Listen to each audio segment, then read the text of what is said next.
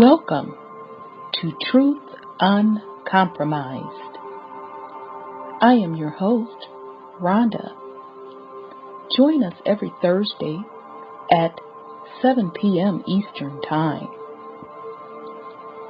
Truth is peace. Truth is justice and freedom to love, live, and be.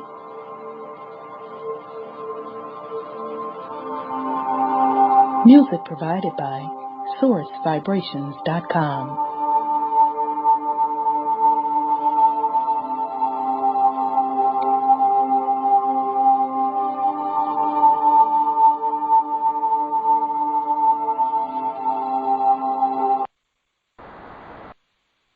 All right, family. Welcome to the Truth Uncompromised show.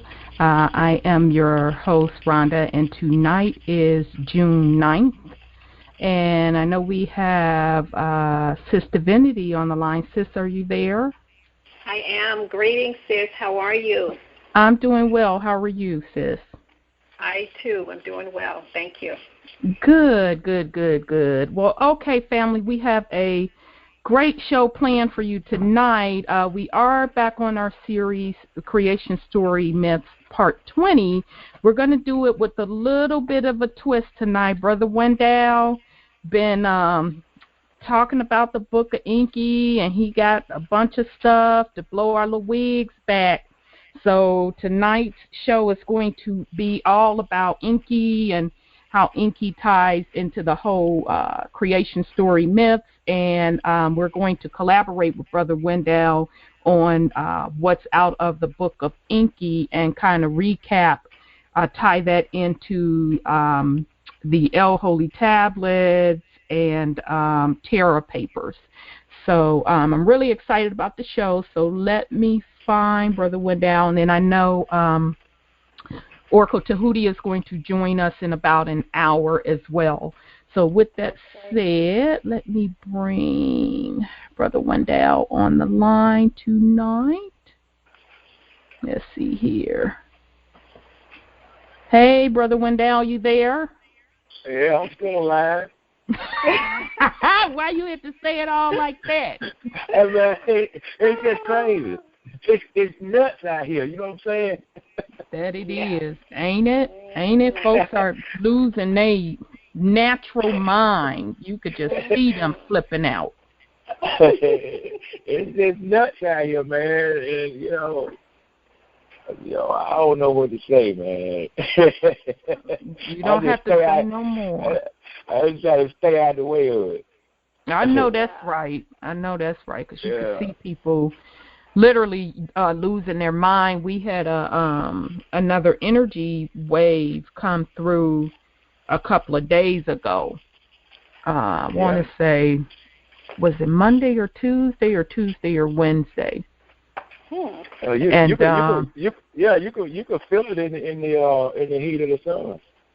Absolutely. What Sister Divinity and I was just talking about that like an hour ago about that sun and the burst of energy that's coming through there. And she was saying that she makes sure she gets out in the sun and do a little sun gazing. And I said, I try to make sure that I get out there and do the same. And we talked about just how in general the sun is changing because, we have to remember again that we do have more than one sun. Right. So everything is hotter.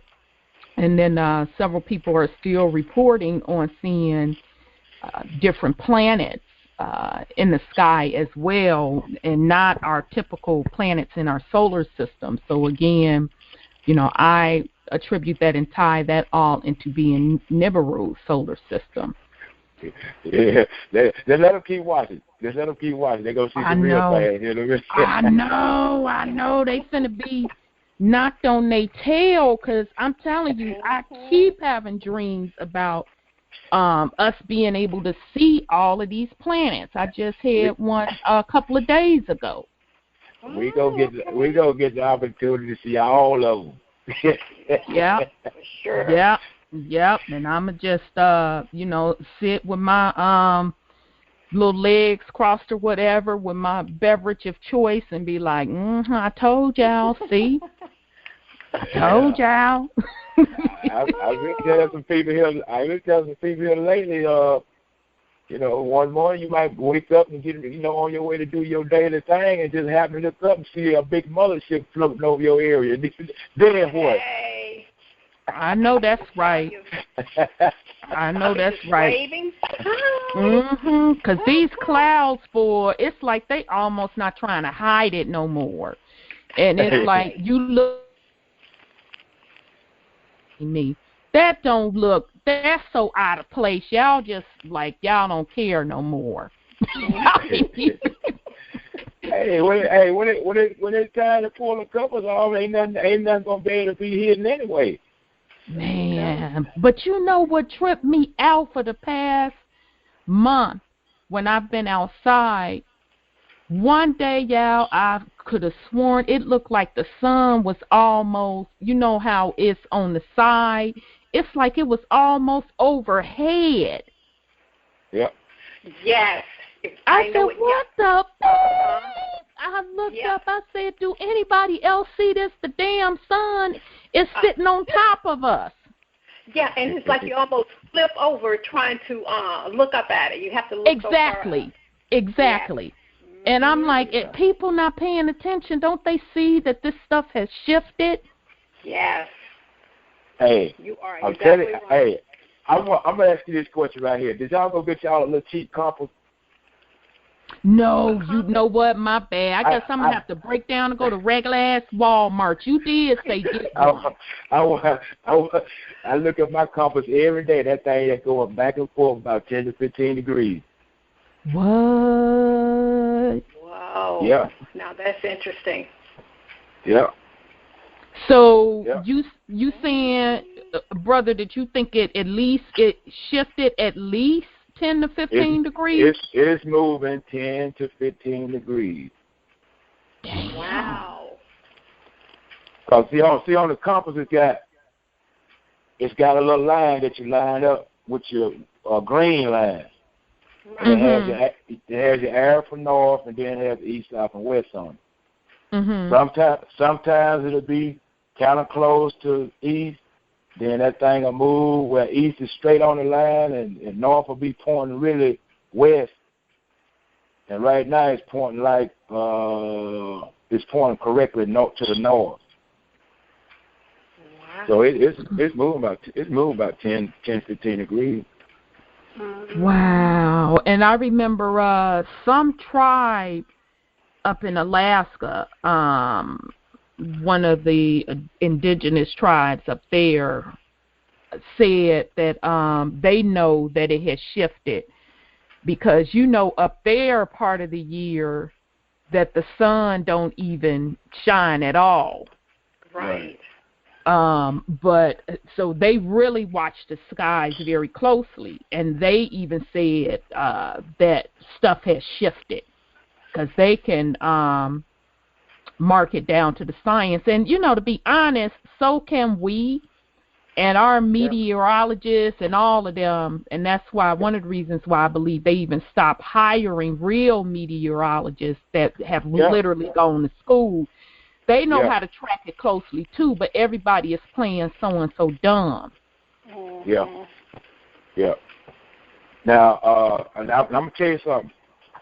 I can verify what I just told you by I was researching pyramids in Australia. Mm-hmm. And I read up on some video. There's some people over there that's digging up a lot of stuff, too. And these guys found this big, huge stone where somebody had inscribed like a compass, and it was showing that the poles were all 15 degrees. Oh wow! Yeah. Yeah. Yeah, there's people all over the planet digging up a whole lot of information, you're right. And I wasn't even looking for that, but, doing research on the Lost Book of Enki, I run into all kind of stuff that I don't even look for. Well, you know how that is, because that was just, us connecting in the ethers, because who would have known we would have even been on this conversation. But, but yeah, it's all starting to come out, because doesn't the prophecy state that the poles are going to totally reverse? Right. Yep.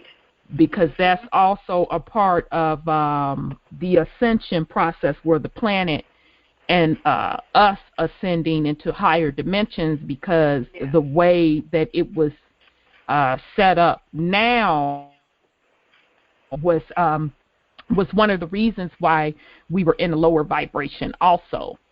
So the Earth, Mama Gaia has to shift her poles as well. Mm-hmm. Plus, it doesn't help that Nibiru is all up in the solar system too. All over. Like I am here.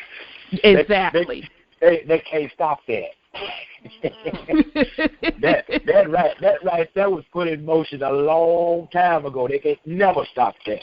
No, and based on when Dr. York broke it down in the tablets, how tight the ship is with the technology, I'm like, whoa, that's deep.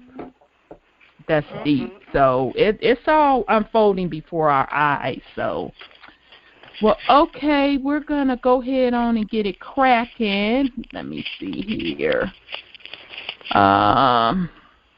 Okay, so let's start. Okay, y'all, we got to start with, if y'all don't mind, if y'all have any objections, let me know. We're going to start off with the ish done hit the fan financial news. Sounds good to me. Okay, so y'all, we got to start with this. So let me open. You know what I'm finna start with, sis.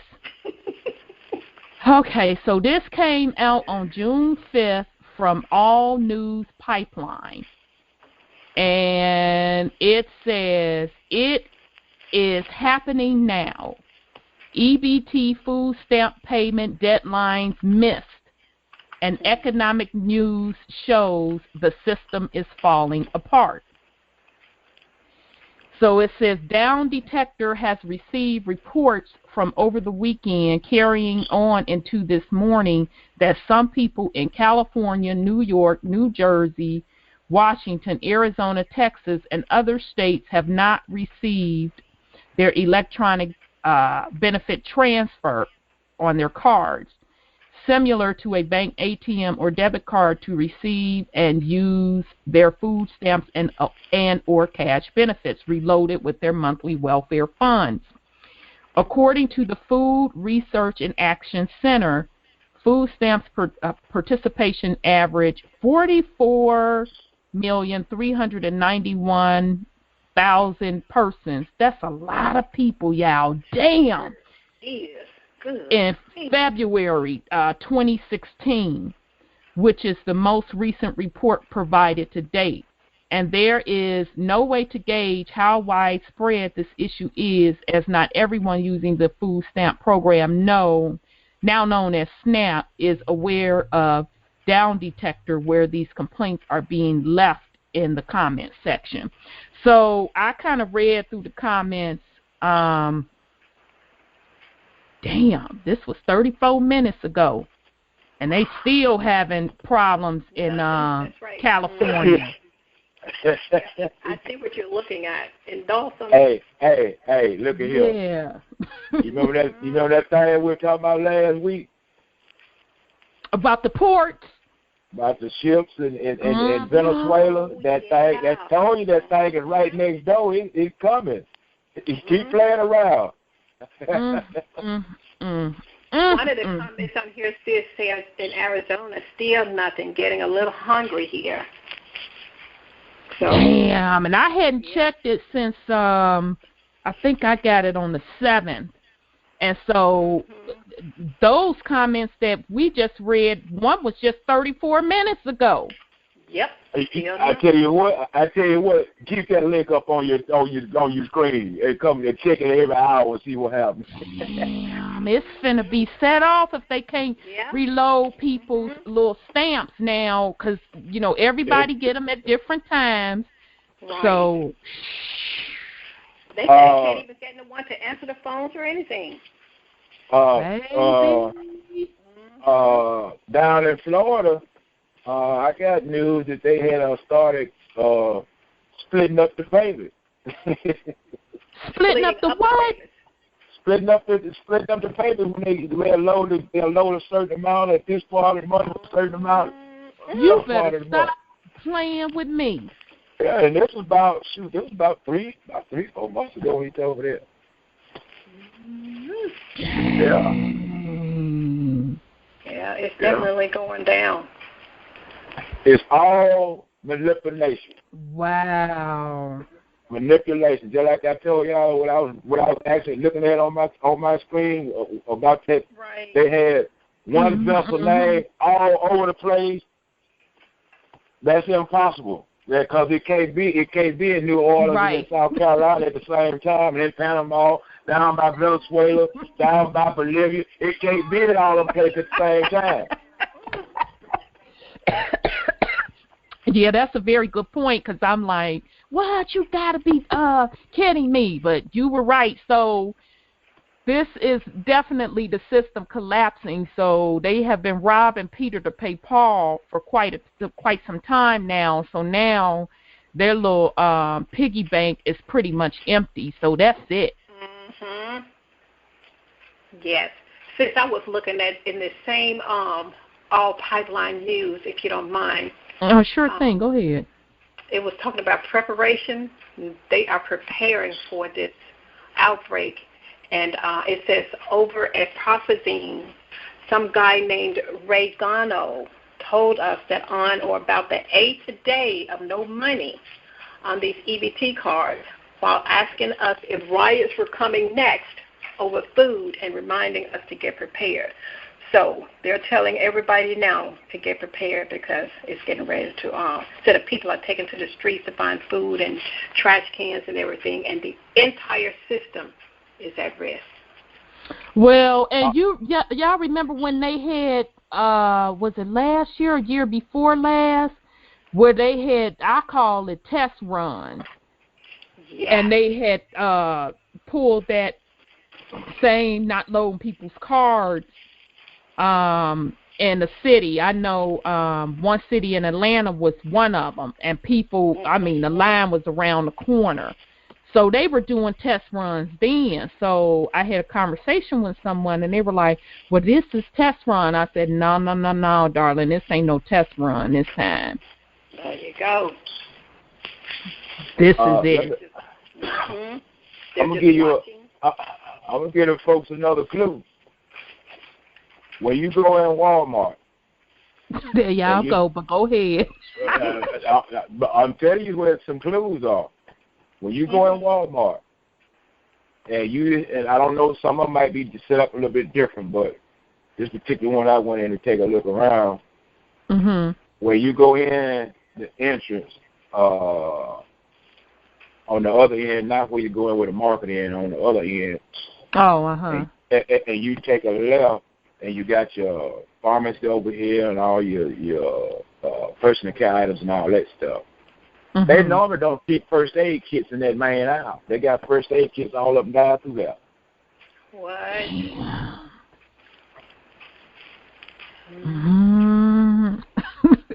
Y'all better stop effing around in Walmart. Y'all know that they affiliated with having people lock the F up. I get nervous around Walmarts. I don't really fool with them. No, that's right. Especially when I was reporting on that one thing that said when they have a crowd in there, be aware if there's a crowd in there.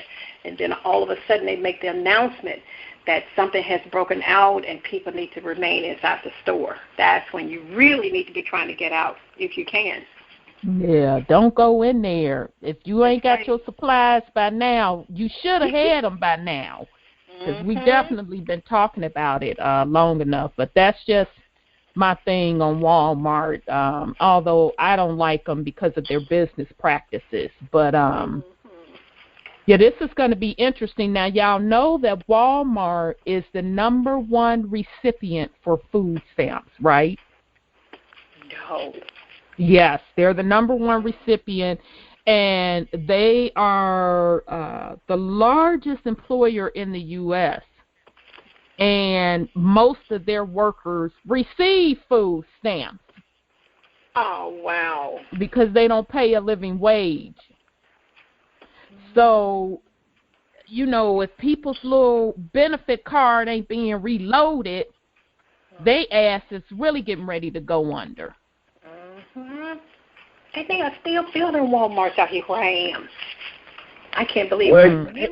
You got to keep in mind who has a controlling interest in Walmart, the U.S. corporation. Right. The U.S. court, right, because they own most of it. Right. Yeah. Yeah, they own most of it. So, because the children sold, put their stocks on the market, and they bought most of it up. I know Sam Walton is turning over in his grave many times over, but. So if you want to take a real good look at that, the employee might well get them a sign and go out on the corner and say, "We'll work for food," because that's what they're doing. Yeah, pretty much. Absolutely.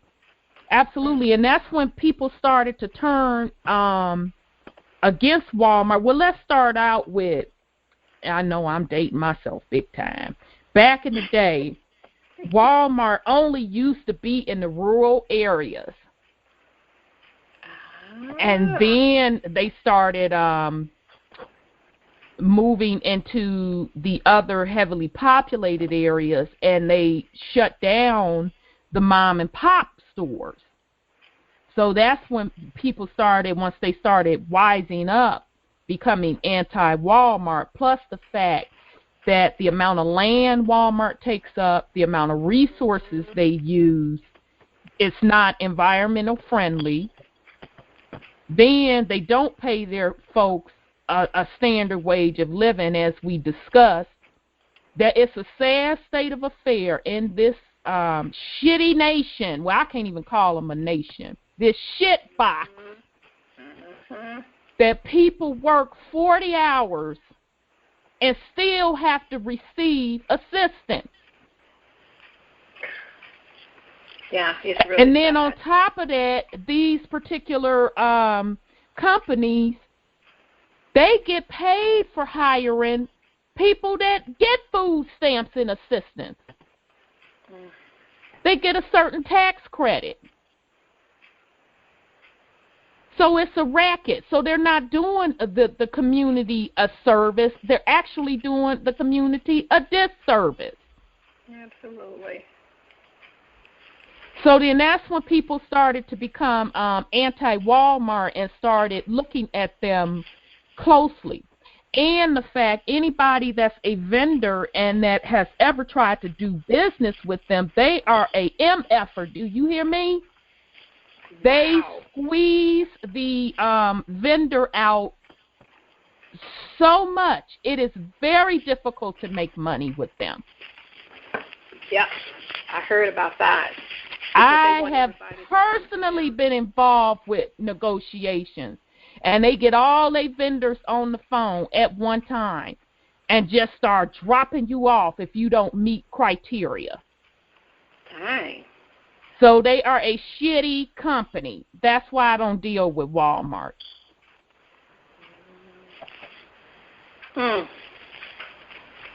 So they can pack their bags when the new system or when the change happens, they can pack their bags because they're adding no value whatsoever to the planet or to the people.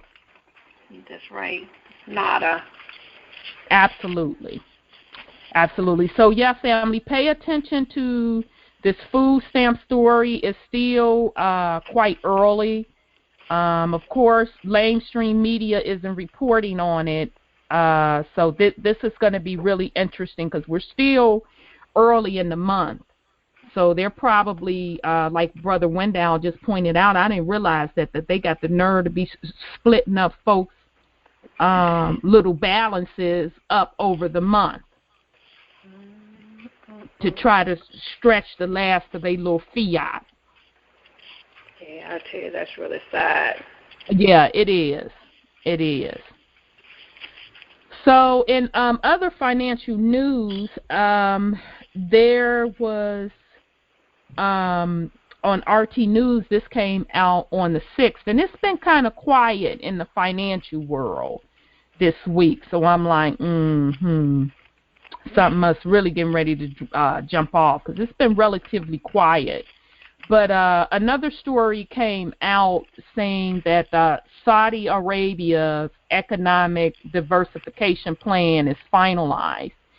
Saudi officials have finalized a detailed plan to diversify the kingdom's economy away from oil and have sent it for cabinet approval. The National Transformation Program, NTF, will elaborate upon Vision, who they think they fooling, Vision 2030, yeah, right. An 84-page document released in April by the Deputy Crown Prince Mohammed bin Salman, 30, oh, he just a baby, who is leading the reform charge. The aim is to float less than 5% of the state oil firm Saudi Aramco on the stock market. Yeah, good luck with that. The proceeds would become part of the world's largest state investment fund with $2 trillion in assets. Okay, let's break this down. First of all, let's start with Saudi Arabia. It's done with. It had backed the U.S. court for a very long time. It took their people's assets in oil and pretty much let the West control it. Now, it had been rumored for decades that Saudi's oil supply was close to being ran out. So they don't have the oil that they claim they do anyway. So that was before all of what we know now going on with the Babylon system coming to an end. Okay. Now, the deal is they can't keep up the roof anymore of being an oil-backed economy because the world is moving away from that. You have to have your economy backed up by hard assets. So that is really what's going on with Saudi Arabia, and now they're coming back. Now, I find it very interesting. Now, if you have assets other than oil, if you are doing a new economic plan, wouldn't you come back and say, well, yeah, now we're going to start backing our currency with, precious metals? I ain't heard them say that yet. Because they can't. They let the West talk them out of whatever assets that they had. So all they do have is, quote, quote, the oil that they really don't have. So Saudi Arabia is another nation to kind of keep on your radar because their corporate system is pretty much collapsed as well because they are still dancing around the fact, or haven't come all the way public, telling everyone that not only do they not have any precious metals or other rich minerals to back up their nation's wealth, they don't have the oil either. And any nation, I'm going to say this again, any nation that is debt-ridden and does not have any assets to back them up, they are not a sovereign nation. So that includes the U.S. court and the rest of the European, the EU, what they're calling the EU. They are not sovereign nations. I'm looking where Saudi Arabia claims they have unveiled some plan to get this non-oil revenue, okay? and cut public sector wages by 2020. So that will be interesting. Yeah, and they talking about by some 2020. They got to get up off their ass like yesterday. So they're doomed. They are doomed. Exactly. So if you ain't, that's why they're saying non-oil. They know. Yeah, and how you gonna say non-oil? What does that mean? I know, non-oil.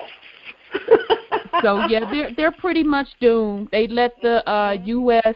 use and abuse them up like a prostitute, and now the U.S. court, being the pimps that they are, don't have anything to offer. As a matter of fact, they turned their backs on them because against progress, aka Congress, passed some piece of statute and code saying that the victims of 9/11 can turn around and sue their nation. Right. So you're starting to see the collapse of Saudi Arabia, and pay attention in particular to what they call, quote, quote, the Middle East, which is really Africa, but whatever.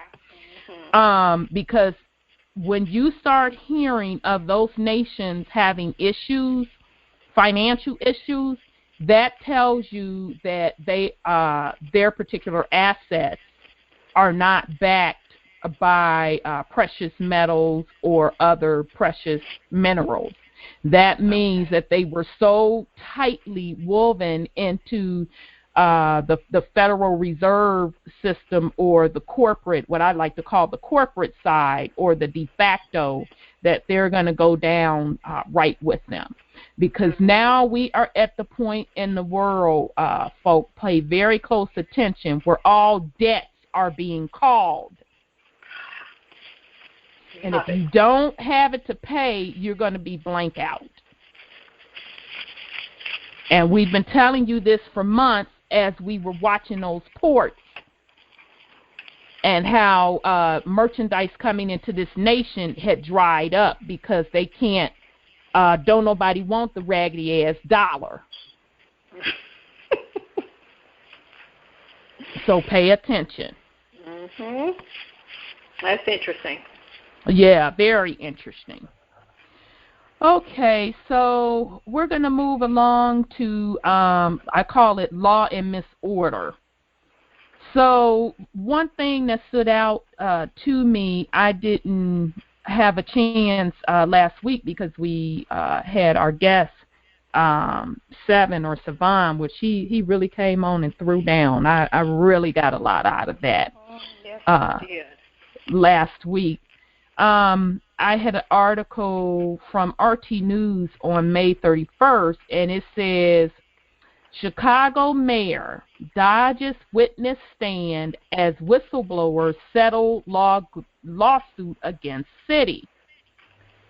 Chicago Mayor Rahm Emanuel will not have to testify about an alleged code of silence in the Chicago Police Department, as the city has settled a lawsuit filed by 2 police officers for $2 million. The settlement was announced on Tuesday, just as the trial was about to start, ending a battle between the city and Officers Shannon Spalding and Daniel Echeverria, who allege that they were retaliated against for helping to expose corruption within the Chicago Police Department.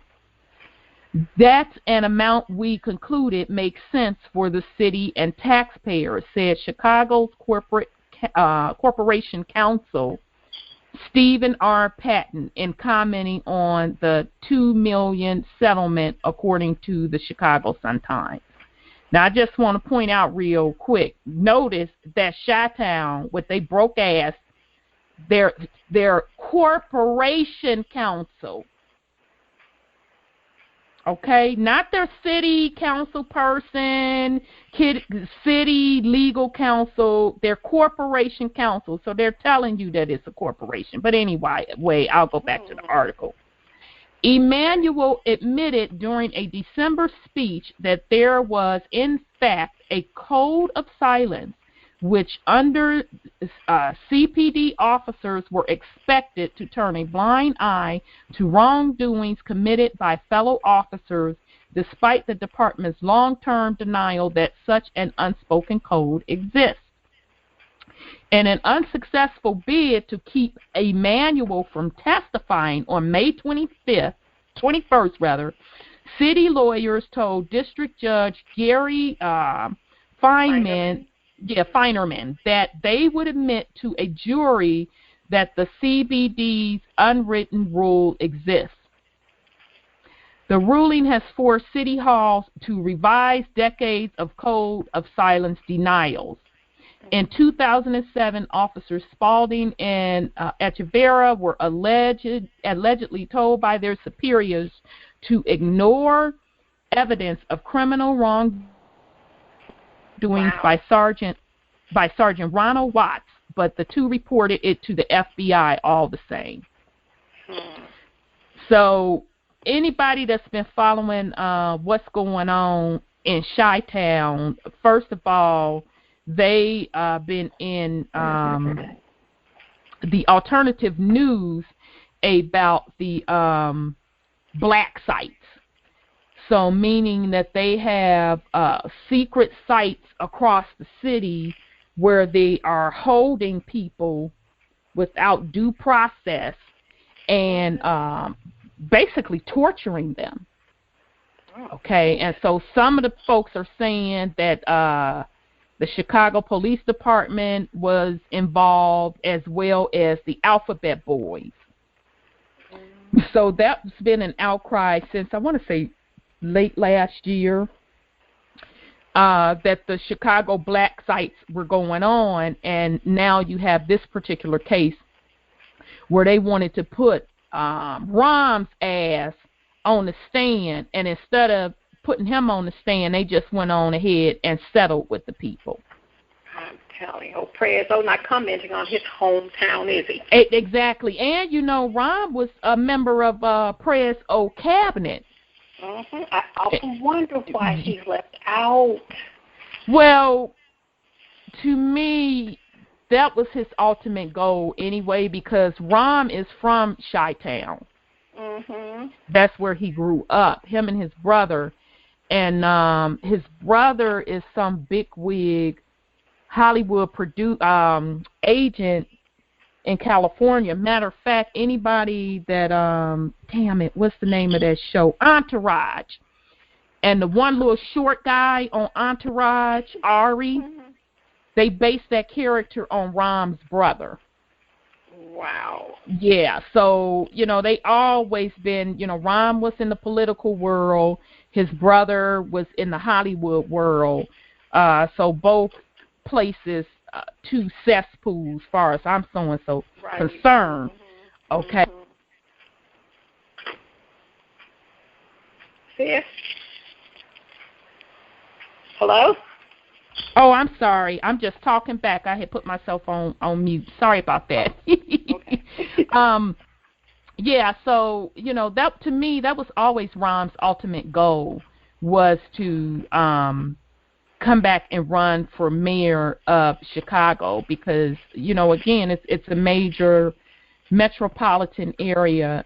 And, again, we keep talking about this over and over again, but all of the major cities across this country, they hold a very, to me, spiritual connection. I feel that there are gateways in a lot of these major cities, especially the cities that have water near them. I believe there's a spiritual gateway by Chicago on Lake Michigan. Definitely Detroit. They even show you the one in Detroit in front of the GM building. St. Louis is the Arch. So all across these this nation that have been traditionally in the major cities, traditionally where the melanated people live, to me, there are spiritual portals or gateways there. Wow. So that's why a lot of folks always want control of those particular cities. And so recently, and I'll do a show on this next week, I came across some information that blew a sister's wig back, that you can tie the melanated people's wealth to these cities.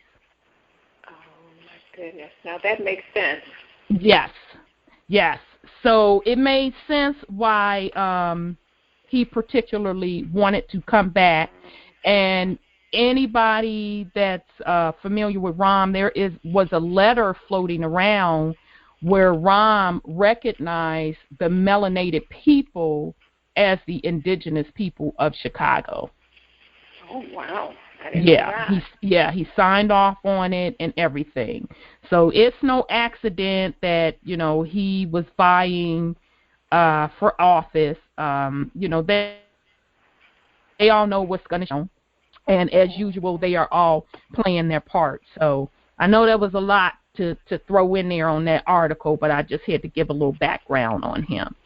So, so a lot is going on in Chi-Town, and, it's riddled with crime. The melanated areas are just in turmoil right now. But none of that is an accident. I feel that it has purposely been tampered with, because we have to remember when they close down what they call in the quote project, they shut them all down in Chicago. And anybody that's familiar with any of the projects that were around this nation, those particular areas, people formed their own little neighborhoods, and with that came the gangs. So you would have rival gangs, like one project against the other project. So when they closed all that down, that forced some of the same people to be living in the same area. So as, the young folks call it, the beefs with each other, that doesn't go away. So if, you from another set and I see you out on the street, I'm going to get you. So all of that was purposely done by design. And it's interesting, the timing that they shut these projects down, and that not only happened in Chicago, but that happened all across this country. Did we ever... I'm sorry, go ahead, sis. No, I was done. I was going to ask, did we ever figure out what Chicago was in the spiritual context? For instance, Atlanta is Sodom and Gomorrah, things like that. What was it with Chi-Town? I don't know, but we have to remember that Chi-Town is very significant because, that's where Noble Drew Ali established things. Okay. So I'm not sure from a spiritual perspective what it means, what part it plays per se, but I know that Noble Drew Ali said a lot of stuff up there because the Moors headquarters was there, and then all throughout Chicago and Indiana, there's a lot of sacred sites. Okay, and see, we have to remember, and sis, you remember when we reviewed When Rocks Cried Out. Even with Atlanta, we discovered off the coast of Atlanta where Jerusalem was really located when the Israelites or the Hebrews came out of South America. Right. And they made that Exodus journey was really all through across the islands, and then they landed in what we call North America today. It was not what they call Africa. So to answer your question, I'm not sure what spiritual specific connection that Chicago has. I'm just saying that I have a gut feeling that there is one. Because I believe, when our ancestors settled on the south border, particularly the eastern border. That's why most of us can trace we call them our roots, back to the south. Anybody that live up north, they could tell you they from down south. They gonna name either the Carolinas, Georgia, Mississippi. They gonna name that. Okay, so it's just the same people that migrated up north, and then when all of the fighting took place between our nation and I say the dirty Moors, or if you want to say the agreeables and disagreeables, some of us went up north, and that's why you see some of the same names and the same city names repeating themselves, and we just started to further disperse across the land. That's interesting.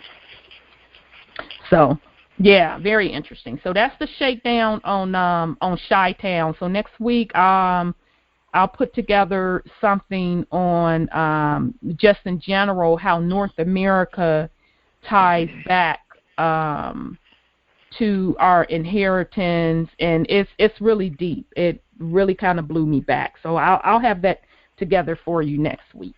That's going to be good. Yeah, that's going to be a good one. I couldn't finish it up and pull it together in time enough, but and I want to make sure it's right because it's going to blow y'all wig back. Okay. So the other thing that I found in Law and Misorder, now this one kind of these people, but I've been seeing this too many times, so I got to discuss it. So this is coming off of Before It's News, and this one came out on Monday, June 6th, and the title of it, and this is from Dave Hodges, The Common Sense Show, and I like some of his stuff. Yeah, it's hit or miss, but, sometimes he really brings some good stuff. So this article says the European Parliament is on the verge of legalizing I'm just going to say pedophile, but pedophilia. Pedophilia. Pedophilia. Shoot, I hate when Before It's News pop up all these ads. Y'all need to get that together before it's news. Okay, so it says, sometimes good things come in small packages, although there is not much good that can come to this subject. This article is brief and very much to the point. There is very little offered in contextual background with almost no dots to connect. I view the following as the most important article and certainly the most disturbing article I have ever written. Now, some of you know of this. I heard of it. Somebody pulled my coattail to it last year, and I said, come on, y'all can't be serious. They said, no, this is really true. So it's coming up again, so I got a report on it. So this organization called NAMBLA, and it's literally has an ad saying to end the oppression of men and boys who have freely chosen mutually consenting relationships. So according to Dave Hodges, I'm so sick of this goddamn George Soros, I don't know what to do.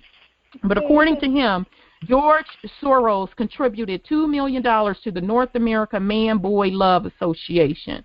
That's what that NAMBLA stands for. They are actively advocating for sex with children. Their byline is sex before 8 or it is too late. Please tell me how a 7-year-old can consent to having sex with an adult. For years, I have been claiming that the criminal elite will eventually remove the final taboo, the final prohibition from society, namely adults having sex with children. With the advent of the transgender restroom issue, I renew my claims that the globalists were bootstrapping the laws toward eventually removing the final prohibition. Okay, the last time I made this claim was about a week ago. Soon, our children will be at risk to unsavory predators acquiring STDs and experiencing a lifetime of horrifying psychological scars.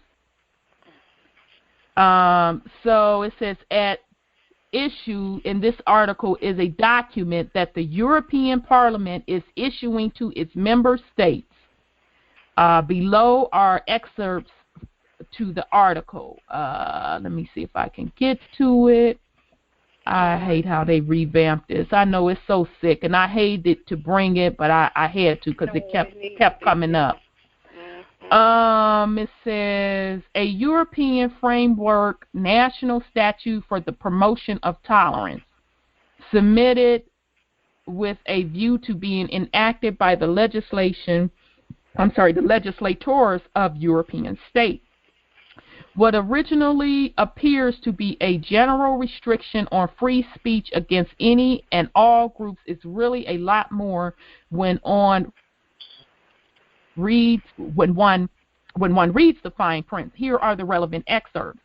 Section 1, definition for the purpose of this statute. Notice they say statute, not laws, dirty bastards. Yeah. A, group means a number of people joined by racial or cultural roots, ethnic origins or descent, religious affiliation or linguistic links, gender identity or sexually orientation, or any other characteristics of a similar nature. I do not advocate for the discrimination of any of the non-heterosexual groups except for the pedophiles and transhumanists, and only because they leave victims. This is not a movement being promoted by the majority of people in these lifestyles. This is a movement promoted by the globalists. However, make note of the term sexual orientation. It will figure prominently in the rest of the article. The dangers of bootstrapping. When the Diagnostic and Statistical Manual 3rd edition was created in the 1960s, being labeled homosexuals also brought a mental illness diagnosis.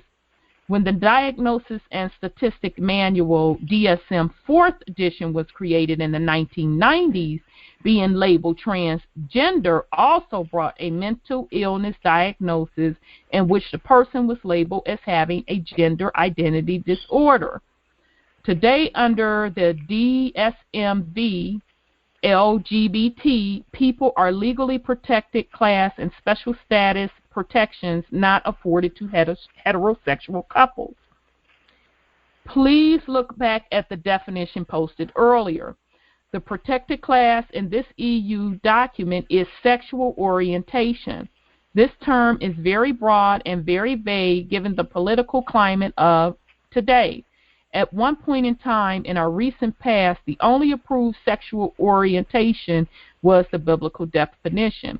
Today, each non-heterosexual orientation has been bootstrapped to the next to make it acceptable. And he puts the example, gay to transgender.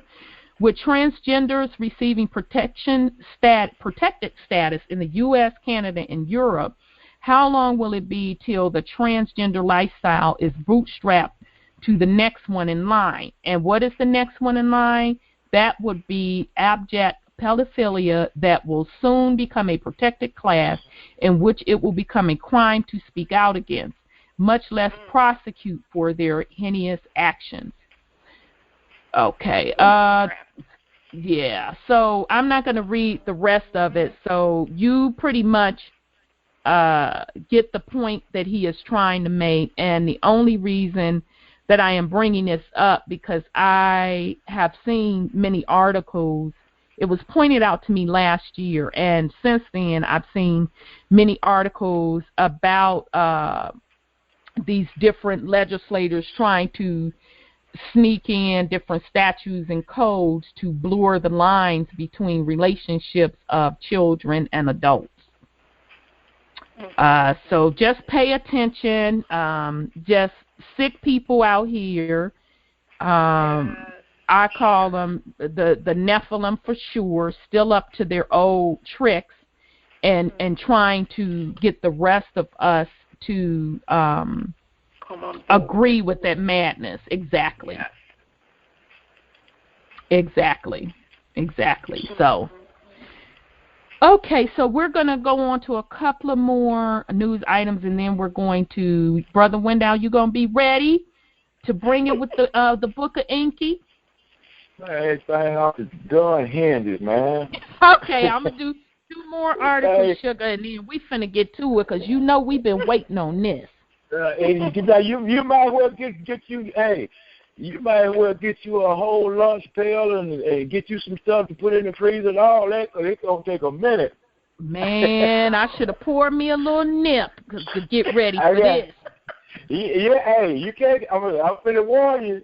You can't go through this thing in one show, baby. Get your seatbelt on. I know. I said, you know what? Let me go ahead and let him set it off with Enki, because he been teasing us with a little bit of information, so now it's on and popping. Yeah, that's right. Look, let me tell you where I'm at. I had to go back and get get my notes together off my first 5 titles. Come my computer got stolen and all that was gone. Oh yeah, I remember you telling us. Man, at this point I got over 120 pages of notes. Of notes? Oh, 120. Yeah. But you know what, Sister Betty? Because I got maps, and you have to go get maps and everything to understand what the hell going on. Now, you know I know you on that, because when we went through, when Rocks Cry Out, shit, I can't tell you how many maps I was pulling up. Going, oh, no, they are dead. Like, that means that means that. So I know exactly what you're talking about. Yeah. Wow. Okay, so I'm only going to do two more. I'm going to start with Wig Cocked to the Side, which is Donald Trump. No, it's Wig Cocked to the Side, Toupee Olay. How you say it, Wendell? Olay Toupee. Right, okay. Wig Cocked to the Side, Olay Toupee, a.k.a. Donald Trump. This article came out the 31st. I didn't have time last week to give it to you all. Prankster tar Trump as a shape-shifting lizard. Oh, I remember. In Texas roadside sign stunt. I was out. So it says prankster turned political along a stretch of highway in Texas when they programmed a roadside warning sign to call Republican presidential candidate Donald Trump a shape-shifting reptile. Motorists along Interstate 30 in Dallas were met with a number of bizarre messages on Tuesday in the early morning prank, targeting 3 flashing electronic signs from the Texas Department of Transportation, with one large portable sign simply read, Bernie for president. Another claimed the presumptuous Republican president nominee is a reptilian creature. Oh, my goodness. I'm like, you know what? They just straight clowning.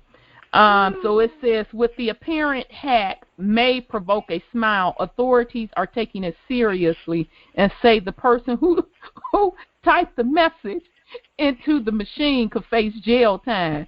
Whatever. What, for telling the truth? Whatever. Thank you.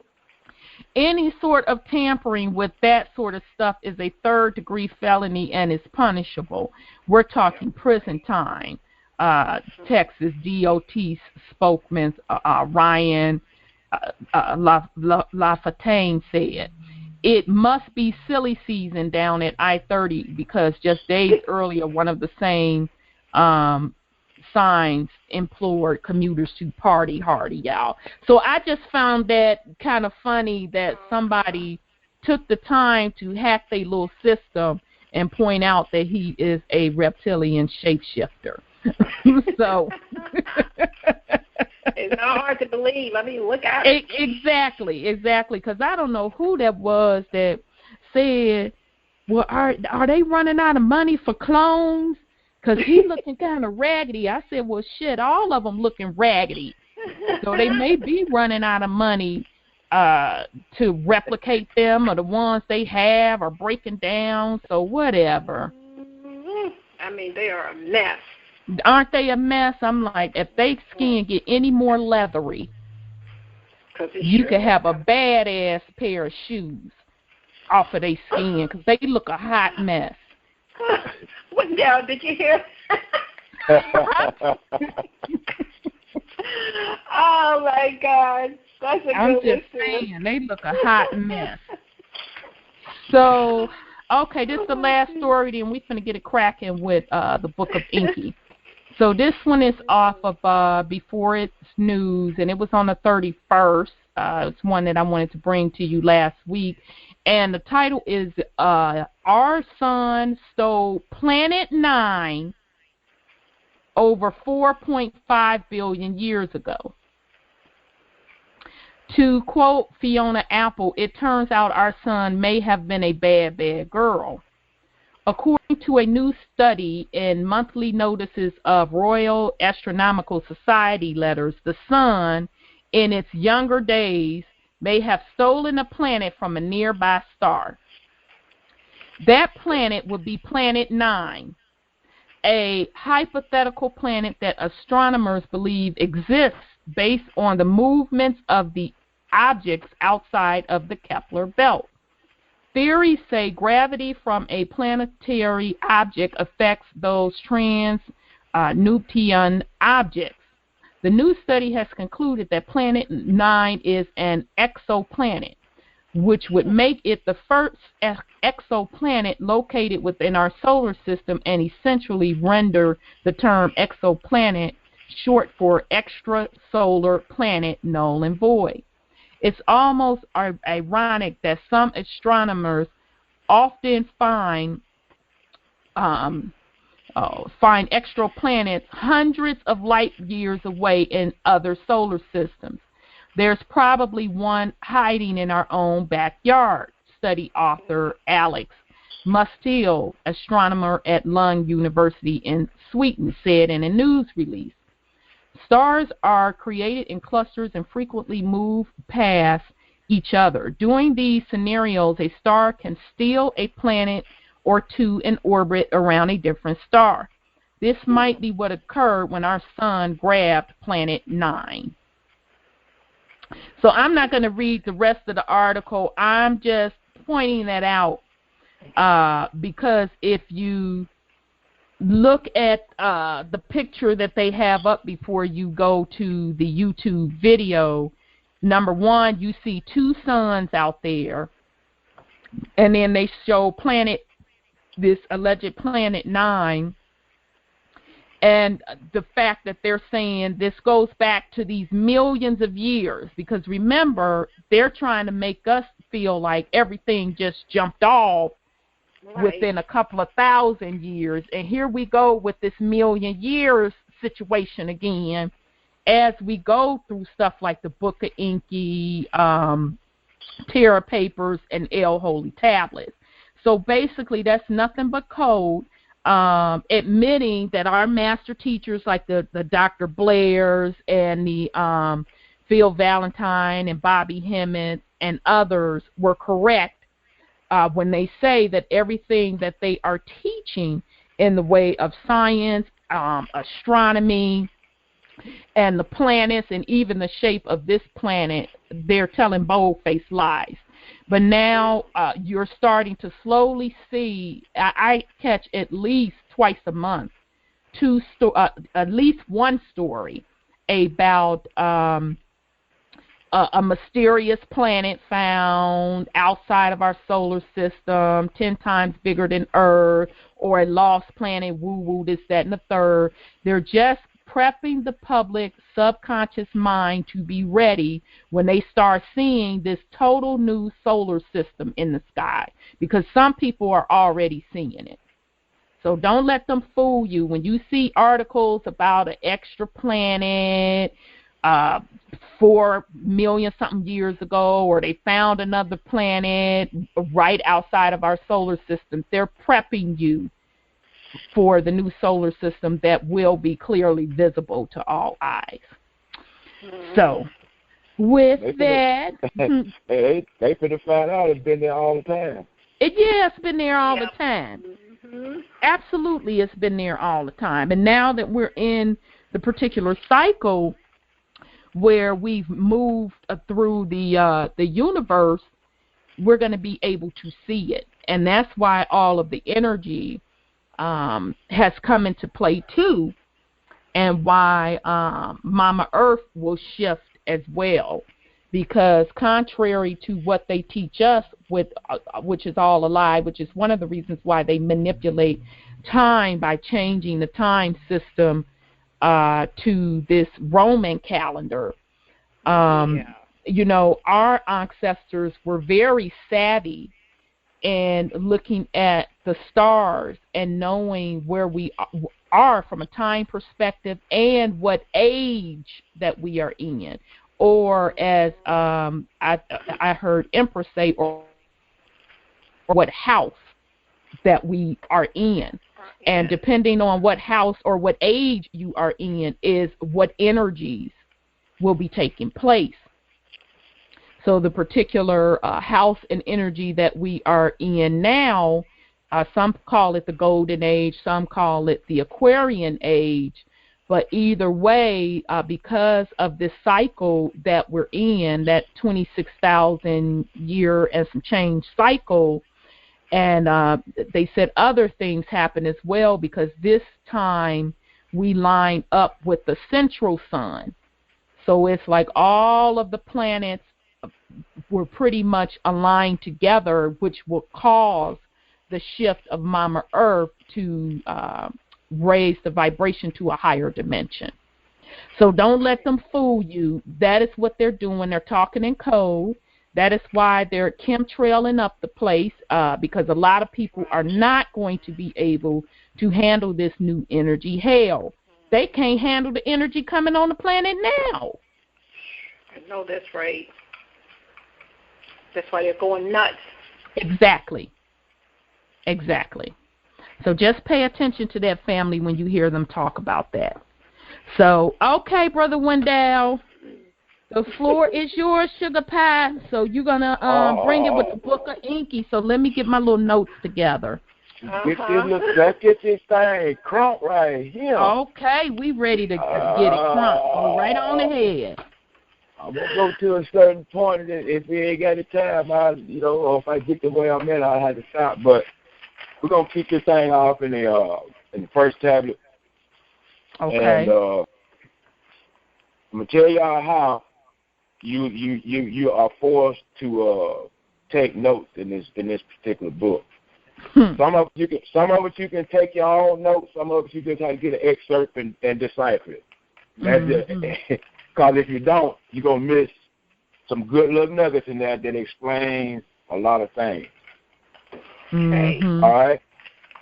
So, in the first tablet, Enki is making a distinction between the times or historical accounts. You got three times. You got the beginning, you got the prior times, and the olden times. Is what they call them. Okay. Of course, the beginning is before the prior times is before the olden times. And for us currently, olden times is what we're looking at. That's what we're dealing with. That's what we call history. That's the olden time. Okay. Now, there's a question right here. Off the rip. Is this the first account of what we know as prophecy? Because what he is discussing is the beginning, the end from the beginning, and the beginning from the end. That's pretty much prophecy right there. That's it. Now, okay. I got an excerpt here off the bat. He's telling about the prior times. In the olden times, the God came to earth and created the earthlings. In the prior times, none of the gods was on earth, nor were the earthlings yet fashioned. In the prior times, the abode of the gods was on their own planet. Nibiru is his name. A great planet, reddish in radiance, around the sun in an elongated circuit, Nibiru makes. For time in the cold is Nibiru engulfed. For part of its circuit by the sun strongly is it heated. A thick atmosphere Nibiru envelops by volcanic eruptions constantly fed. Hold up. I got a question right there. The scientists, if you're keeping up with what's going on with Nibiru right now, the scientists are saying that what looks like smoke is iron oxide. Now, what look like smoke, though? They saying that the wings on it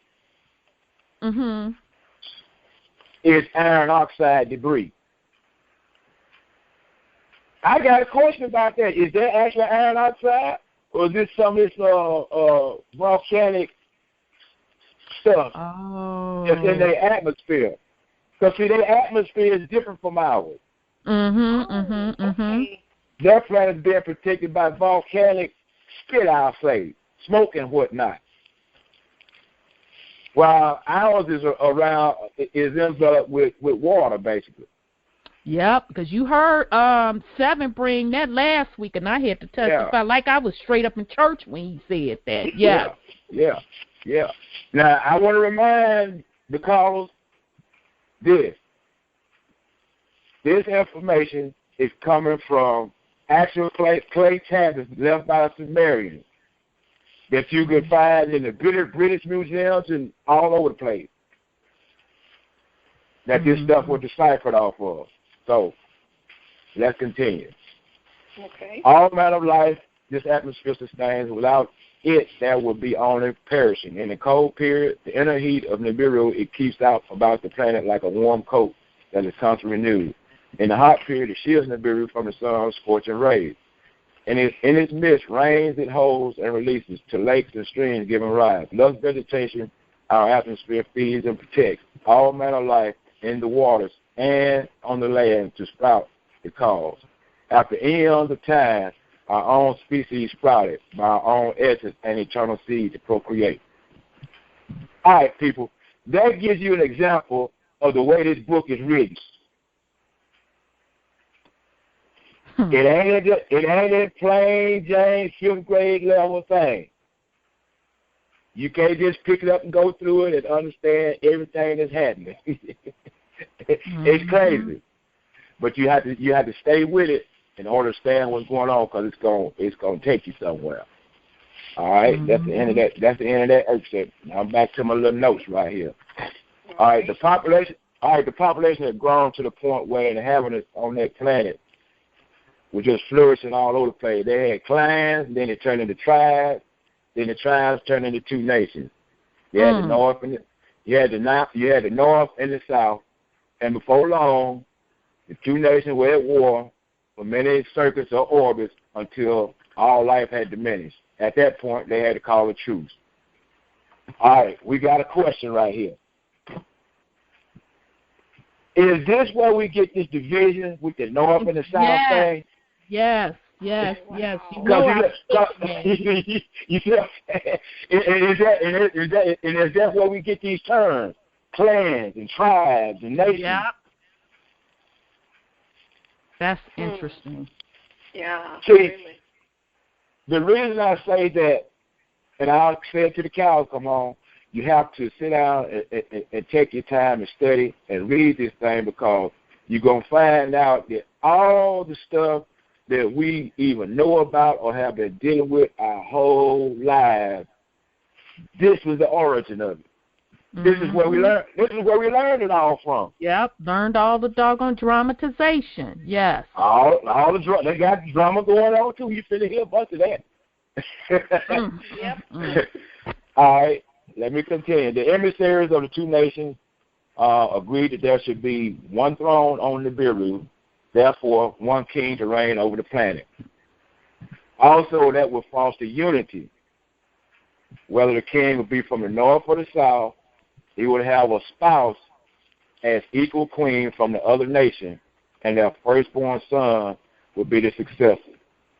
And what they expected out of that was to establish unity and a everlasting dynasty. Now, We got a couple words here we might need to go and check out. Anybody got the computer in front of them? Yeah, I do. All right, go to the online etymology. Okay, let me go. All righty. Okay.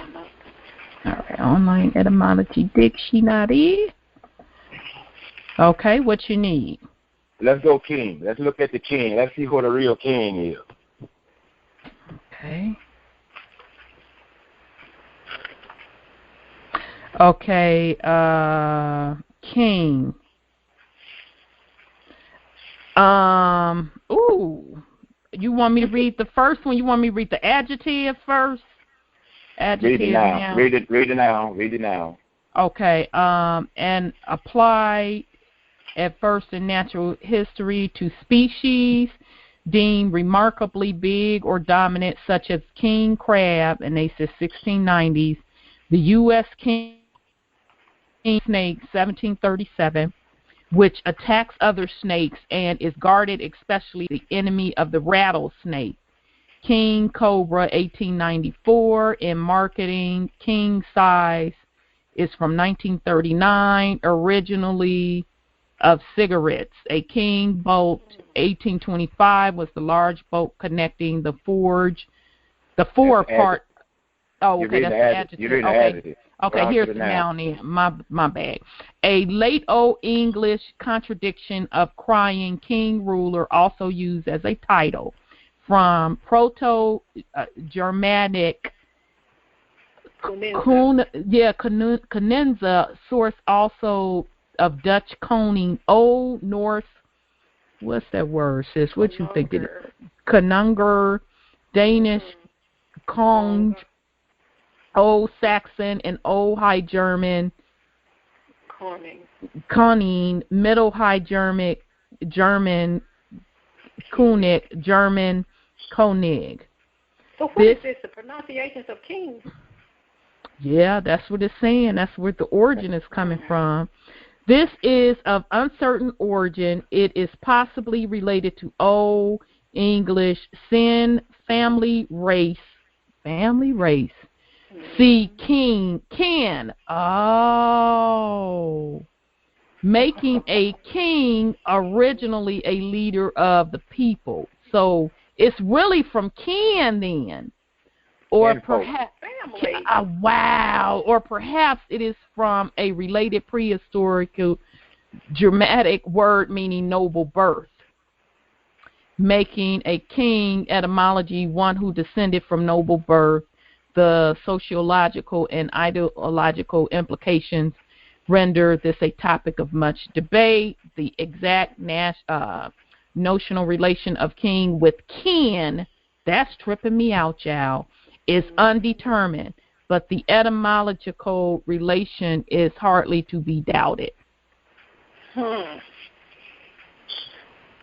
enough. I know, because I'm like, no, that you got what it means. See, I'm telling you got to deal with these words to at least have a basic understanding of what you're dealing with. I be so and so. All right, let's stay right there. Let's go look at Queen. Oh boy. Uh-oh. Now, let me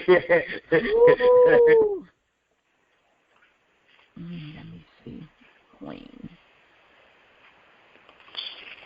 Okay, so you want the noun, right? Yeah, because the noun come up first. Okay. Old English. Wow. Queen. It's spelled, y'all. Cwen. Queen. Female ruler of a state. Woman. Wife. From Proto-Germanic Coensness. Also, source also of Old Saxon Quan, wife, Old Norse, Quaven, Gothic, Quinn, a blatant variant of Quinnan, source of Quinn from Pi, Gwen, woman, wife, supposedly originally honored woman, source also of Greek. That don't say genie, does it? Or something like genie. that. G-men. Janae, a woman, a wife. Gallic, being woman. Sanskrit, Janice. Wow. Janice, a woman. Jana, wife of a god, a goddess. Avestan, Janus, wife. Armenian, kin. There go again. Kin, woman. Old Church, Slavonic, Xena, Old Persian, Jenna, woman. Gothic, Queeno, a woman. Wife, Queens, a queen. So there go kin again. All right, okay. We can stop right there because we don't have to read all that. You see that? You see that word up there in red said Quean? Yes. Go read that right there. Let me see if I could click on it. Hopefully I can. Yep, I can click on it. Okay. A young, robust woman, Old English, queen, woman, also female serf. Hell no. Hussy, prostitute. As in, What did Doc say about queens? Yeah, he did. In his defense, he said that as in Port Sweeney, a public woman from Proto-Germanic Queeno, source also Old Saxon Quan, Old High German Queena, Old Norse Kona, Gothic Queeno, white woman, see Queen, popular 16C-17C in a sense, hussy. Oh, hey, wait a minute now. You better come on now, Brother Wendell. Why you gotta blow my wig back so early? Come on now. We got. Hey, if we gonna learn, if we trying to learn, we got to learn. Ooh, okay, family. This is what it says: sense of effeminate homosexual is recorded from 1935, especially in Australian slang. Dang.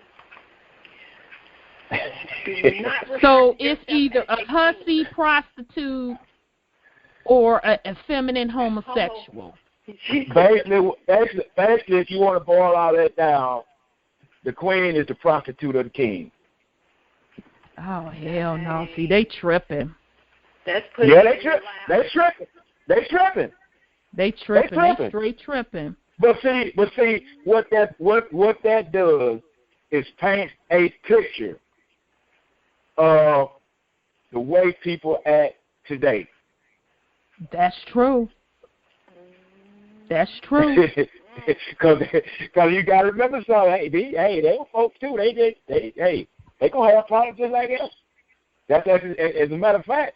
You said that's where we learned it from, and we ain't been nowhere yet.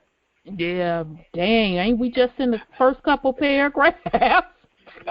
Tell me something, Brother Wendell. Yes, sir. Hey, Oracle. Yes. Wouldn't you say it's been mentioned Saxon and German? This is their interpretation of their lifestyle.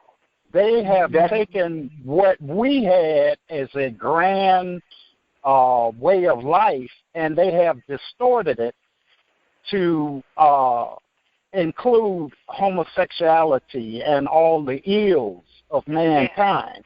That's not how we originally had our lifestyle going. We didn't have that in our lifestyle. That is the implementation of those with a lower nature than us man-eater beings. So I would have to include that, brother. Yes, sir. That is correct. But what we have to deal with is where we are. Yes.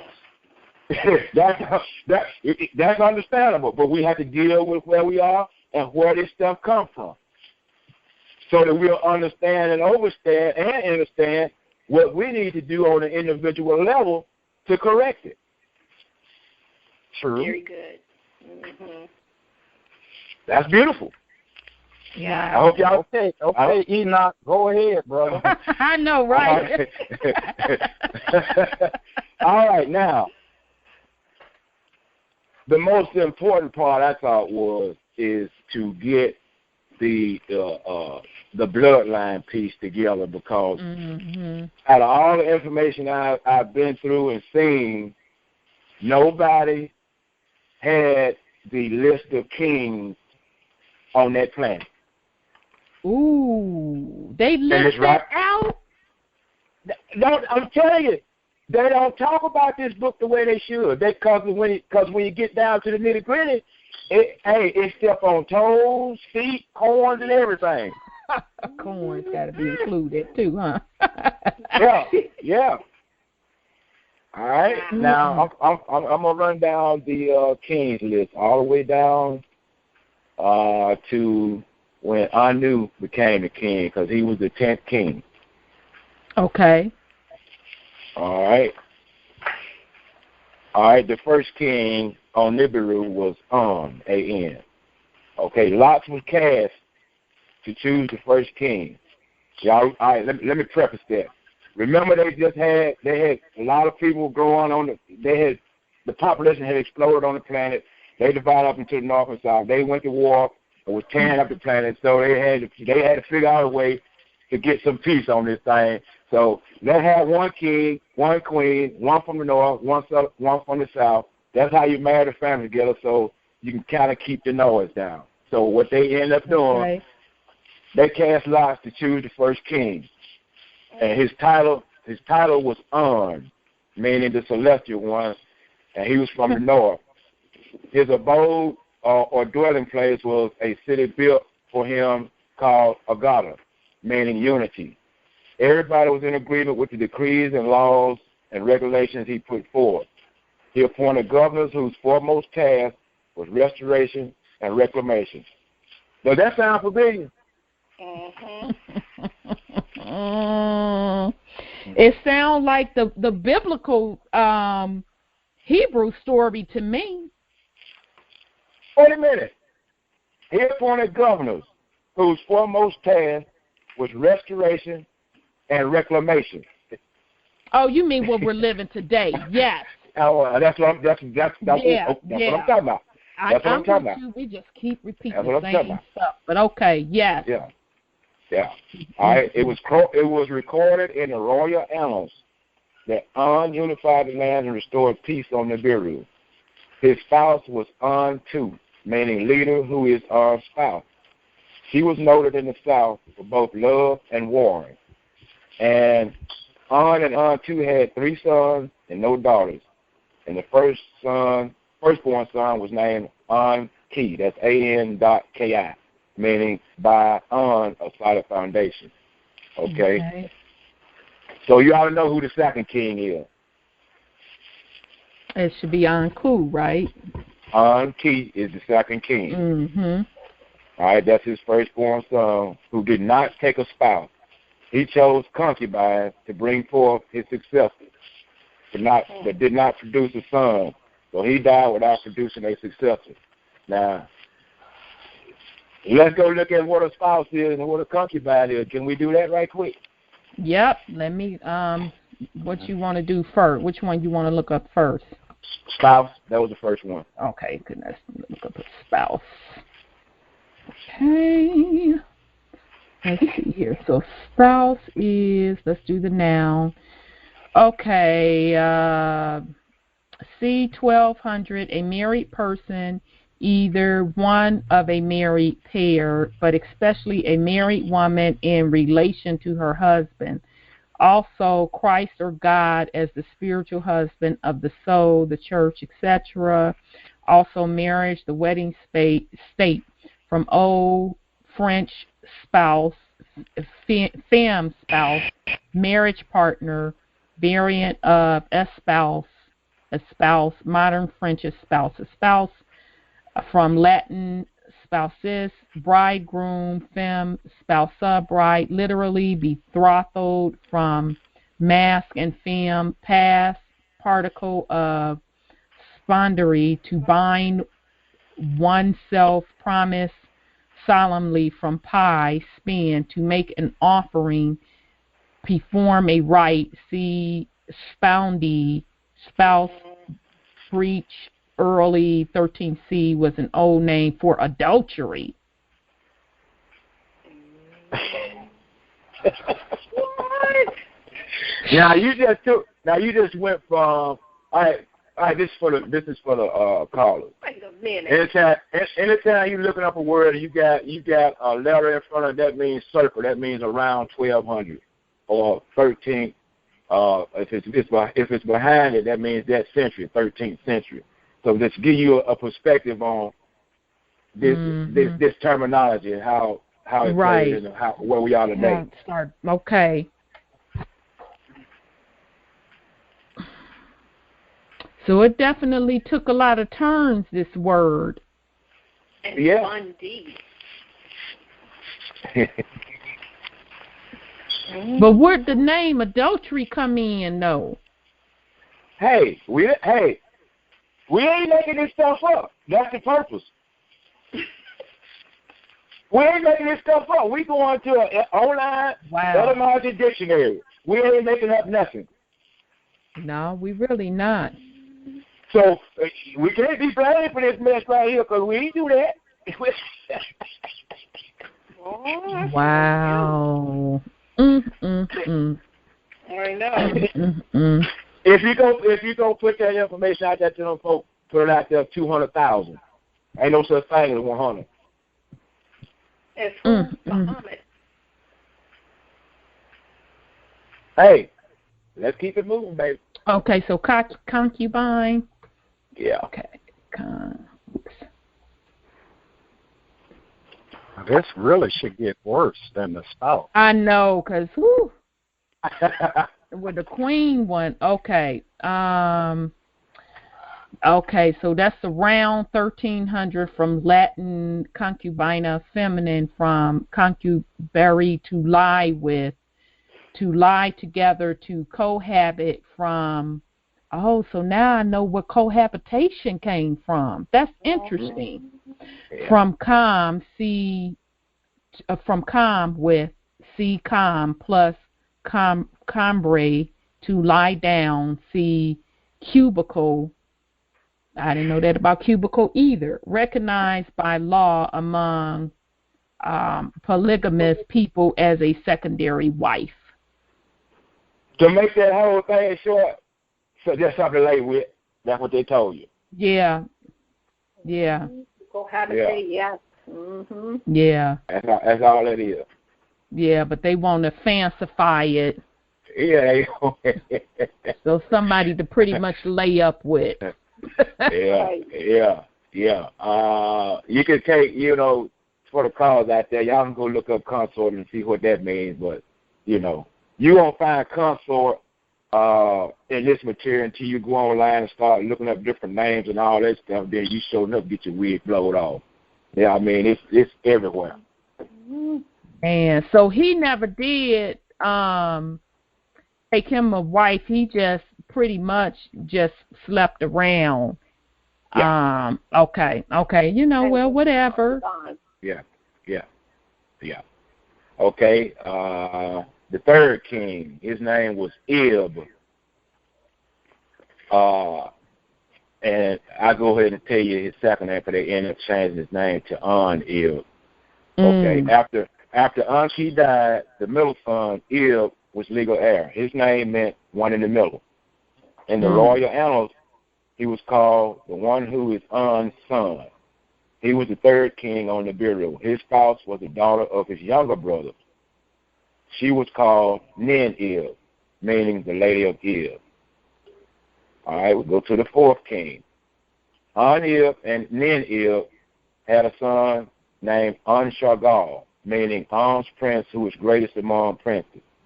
His spouse was his half-sister, Kishagal.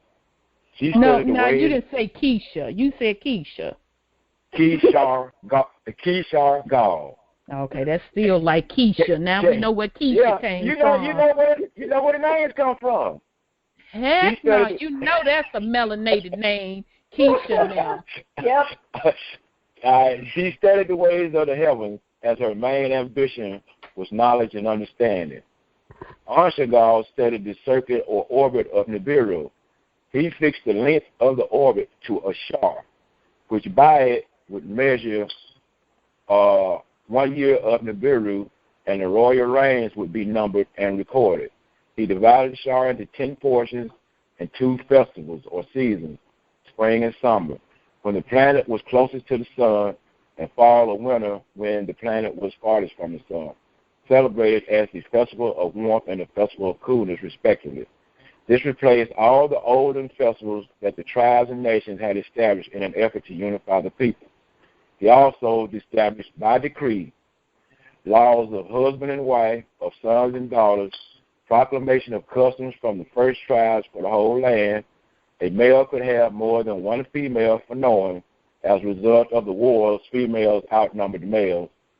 By law, a male could choose one wife as his official spouse, called first wife. By law, a father's successor would be his firstborn son. Okay.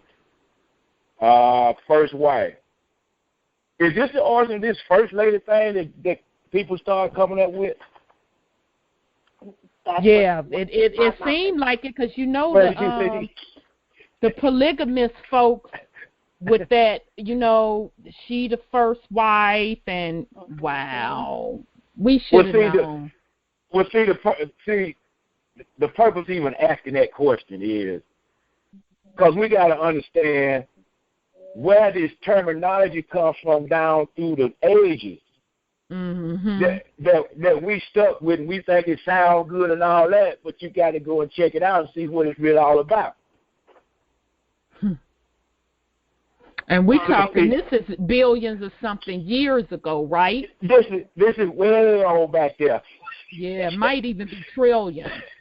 As a matter of fact, we have no idea how old this information is. That's true. That's true. We really don't. Because we don't really start getting a sense of the time until they come to Earth. So we don't know how old it is. True that. I know Dr. York broke it down in the tablets, but yeah, you're right. Yeah. And just to remind you, the clay tablets is where this stuff comes from. But it was written on something else before the clay tablets. And I'll get to that when it's time to get to that. Dang. All right. Let's continue. Soon thereafter, these laws caused confusion. If the firstborn son was not by the first wife, and afterwards a son was born by the first wife, by law, that son would become the legal heir. As it was in the reign of UnCONPromeyezed, during the reign of UnCONPromeyezed, concubines were brought into the palace. He had sons and daughters with concubines. And he had a son by his first wife. Although he was not the firstborn son, by law, he was the legal heir. And see, that's where the dramatization been. Dipping and dabbing with side pieces. Yeah. See, that's my point I made earlier. We got to understand where this stuff comes from, because you got to understand genetics roll down here. True. And a lot of our ways are purely genetic. We just hadn't figured that mess out. So basically, what you saying, and I'm finna be playful, some of you men's low down, skanky, scoundrel ways of your side pieces is brought down from the ethers. It was causing dramatization in the ethers. And it ain't a damn thing changed. That's right. So, in other words, we have an idea why we conduct ourselves the way we do. Now, what are we going to do on a personal level to straighten that out? That's the whole purpose of going in like that. You see what I'm saying? Because we got to get an understanding so we can change things. If we don't get that, we can forget it. Because like I mentioned on the call last week with Brother Savon, well, we got locked into cyclical thinking rather than thinking linear, because you just keep doing the same damn thing, and you're gonna find out how we got locked up in that. Oh hell! Like that concubine. The concubine. That's just a legal means of fooling around on your wife. Exactly, and expecting that something good gonna come out of that. Yeah, and then calling your old lady the prostitute when the other one that you didn't go in the lady with, that's a real prostitute. I guess they call her. And you I know guess what? they call her. I guess they refer to her as a prostitute because she was the one getting the benefit. Wow! Woo! You didn't blew my wig back with that one. So then, brother, I just got to throw this out here. So aren't we like living that today with the side hoes, not knowing they position? Yeah. And these brothers think they doing something, and it causes dramatization because you effing with your bloodline, your children's inheritance. Yeah. Now let's be straight about this. Now, the women doing the same thing. They have been doing the same thing too. True that. True. So, it's gotta be straightened out on both ends. This ain't no one trick pony right here. This thing got several tricks. Yeah, that's true. We just don't tell our dirt, and then you just don't know why that child is crazy.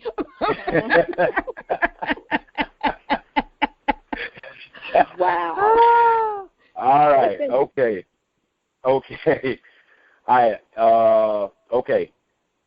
Although the child wasn't the firstborn son, by law he was the legal heir. Now, Mama raising Christ. She raising hell. Let me go on and say it. Keisha is raising hell in the palace. And these are words. These are words right here. If by rules, my son, my first wife born, from succession shall be barred, let the double seed not be neglected. Though a different mother, of one father, the king and I are offspring. I am the king's half-sister, of me the king is half-brother. By that my son, the double seed of our father, unill possesses. Let henceforth the law of the seed, the law of espousal, overpower. Let henceforth a son by a half-sister, whenever born, above all other sons, rise to succession. Now the question right here is, well, who is the son by the concubine and who is the son by the first wife? There wasn't no name mentioned.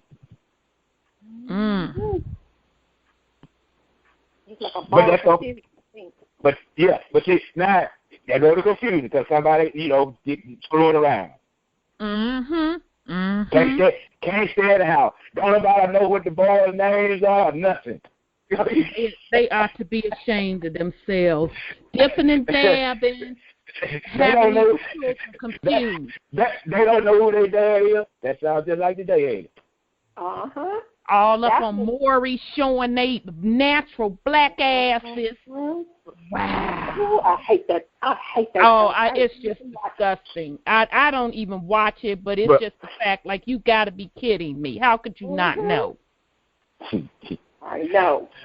All right, let's continue. Unshagal thought about it and embraced the law of the seed. It would solve or avoid the confusion of spouse and concubines and of marriage and divorce.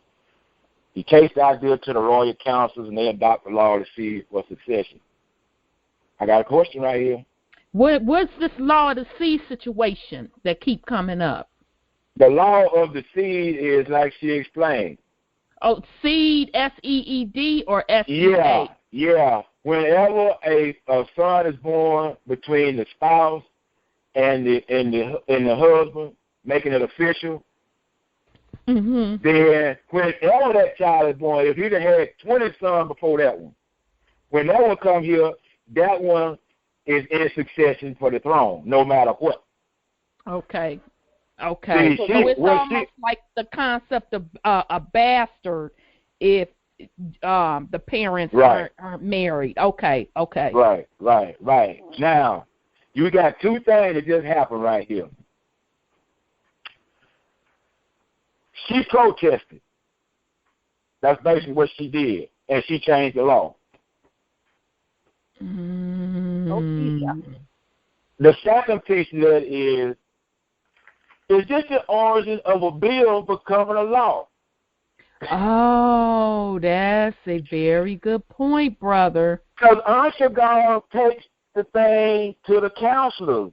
And they adopted it. I see that. Yep. They adopted the law of the seed.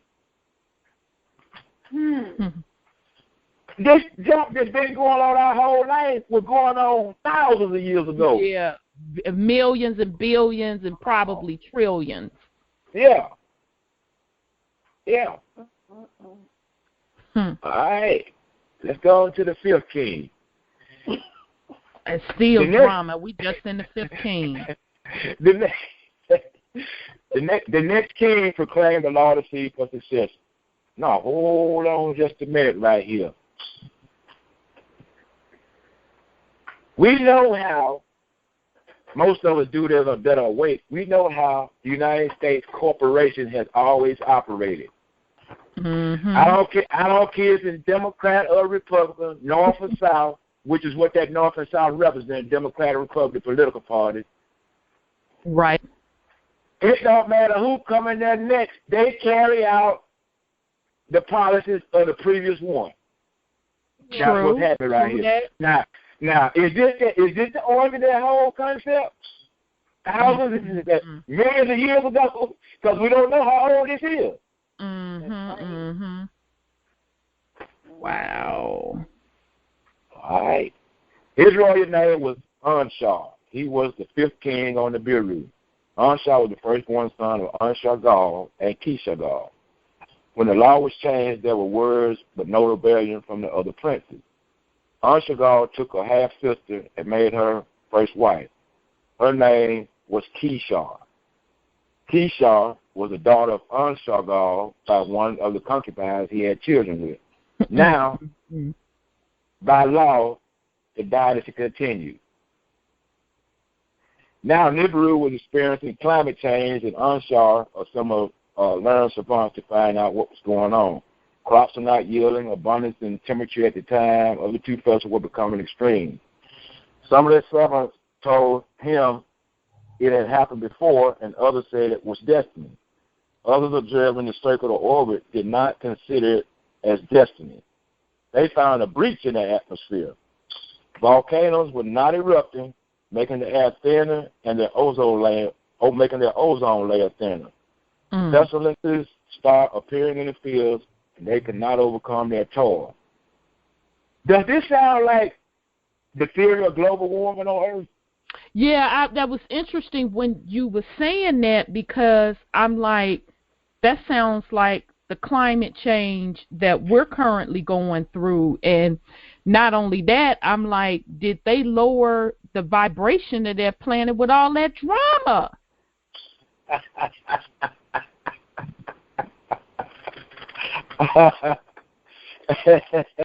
They had drama going. See, they were doing the same thing that we do. We've been doing our whole life. But it's one thing about them that's different. When they saw it going down, they tried to do something about it right then, whether it worked or not. They didn't just let it suffer. They held it right there, because you see how that lady did up there when she found out she had that other son? That ain't going down like that, cuz my boy, you need to cut him out. Okay, but that's the typical woman. Like, I don't give a damn what you trying to talk about. Yeah. My boy. All right, let's go on to the sixth king. Enshar was the sixth king. His name is spelled EN.SHAR. It's spelled just like UnCONPromeyezed, but it's Enshar with an E. Okay. He takes his throne. His name meant lordly master of the Shar. He had mastered much knowledge and made himself available to find a solution to their planet's dilemma. He studied the atmosphere of other planets in the solar system. Enshar gave the planets names honoring ancestral forefathers. The first two planets, the twin-like planets, he called Un and Un-2. Mm-hmm. The two largest, the second twin-like pair, he called UnCONPromeyezed and Kishar. The fifth one he called Gaga. These were the five planets. Stop. Gaga? Yeah. Okay, remember Pluto was also called Gaga. Yeah, we're going to get to that. We're going to get to that. Regular-ass Lady Gaga took her name Gaga, out. that's what I thought. Yeah. Go ahead, continue. Yeah. Ain't that a mess? Okay, brother, go ahead. These were the five planets that Nibiru passed by in its circular orbit, with Gaga sometimes being the first in line. Beyond these five, the hammered bracelet encircled the sun, protecting it as it shielded four of the planets, children of the sun, from intrusion. Inshar chose to study the five greeters' atmospheres for a solution. Eventually, they came up with the idea of causing volcanoes to erupt, but didn't know how to accomplish it. The breach got worse, and things on the planet and amongst the people grew worse. Then you got your seventh king that comes on, Du-Uru. That's D-U-U-R-U. Anshar espoused his half-sister Ninshar. She did not bear him a son. Inshar has a son by a concubine. His first son, and by law of succession, takes the throne. Law of succession was the old law, and law of the seed was the new. His royal name was Du-Uru, meaning dwelling place fashion, because he was conceived in the house of concubines and not in the palace. His spouse's royal name was Da-Uru, D-A-U-R-U, meaning she who was by my side. She was not half-sister of Du-Uru, but a female Du-Uru had loved since his youth. This caused confusion in the royal court because sons were not heirs, wives were not half-sisters. They're getting out of the bloodline, they're getting pissed. At that time, desolation was on the rise, the fields were scarce, and in the palace, children were not being born. There were 7 rulers from An's seed. That was the end of that line. See, they screwed up the bloodline right there. Now, it's got to get back in line some kind of way, but it is. Yeah. Let's continue. All right, the 8th king. The 8th king is Lamah, L-A-H-M-A. Like Lamont, but go ahead. Yeah. Da-Uru finds a child at the palace gateway and adopts him, then decrees him legal heir. She calls him Lamah, meaning driving. There was grumbling among the princes and complaints in the council of counselors. Nevertheless, Lamah took the throne, even though he was not of the seed line of On. His spouse was Lahama. Meanwhile, the councilors had 2 suggestions to heal the breach in the atmosphere. 1, use gold that was bundled in the hammered bracelet, but rare on the Nibiru. It was the only substance to ground to power that would float in the atmosphere once applied. With replenishment, it would heal the breach and fortify it better. Or number 2, use weapons of terror, those are nuclear weapons, to cause the volcanoes to erupt. Erupting volcanoes is what had previously been the protection for their atmosphere. Let me back up here on this hammer bracelet thing for a minute. The hammer bracelet is the asteroid belt. What? Wait a minute. Say that again. I know, right? Yeah, the hammer bracelet is the asteroid belt. Now, how you come to that conclusion? You know, just give us a little history on that. I'm confused now. It's gonna come out. Okay, it's all will come out. See, some of the stuff I put, a slash by there to remind myself, but that right there, ain't but one time, ain't but one of them. Okay, all right. I'ma hang in there. All right, my bad. One question. Did you say the volcanoes was for their protection? Yeah, the volcano. See, they had erupting volcanoes. They have erupting volcanoes on their planet that protects their atmosphere. Now that's interesting. Yeah, you'll find out why. You'll find out why.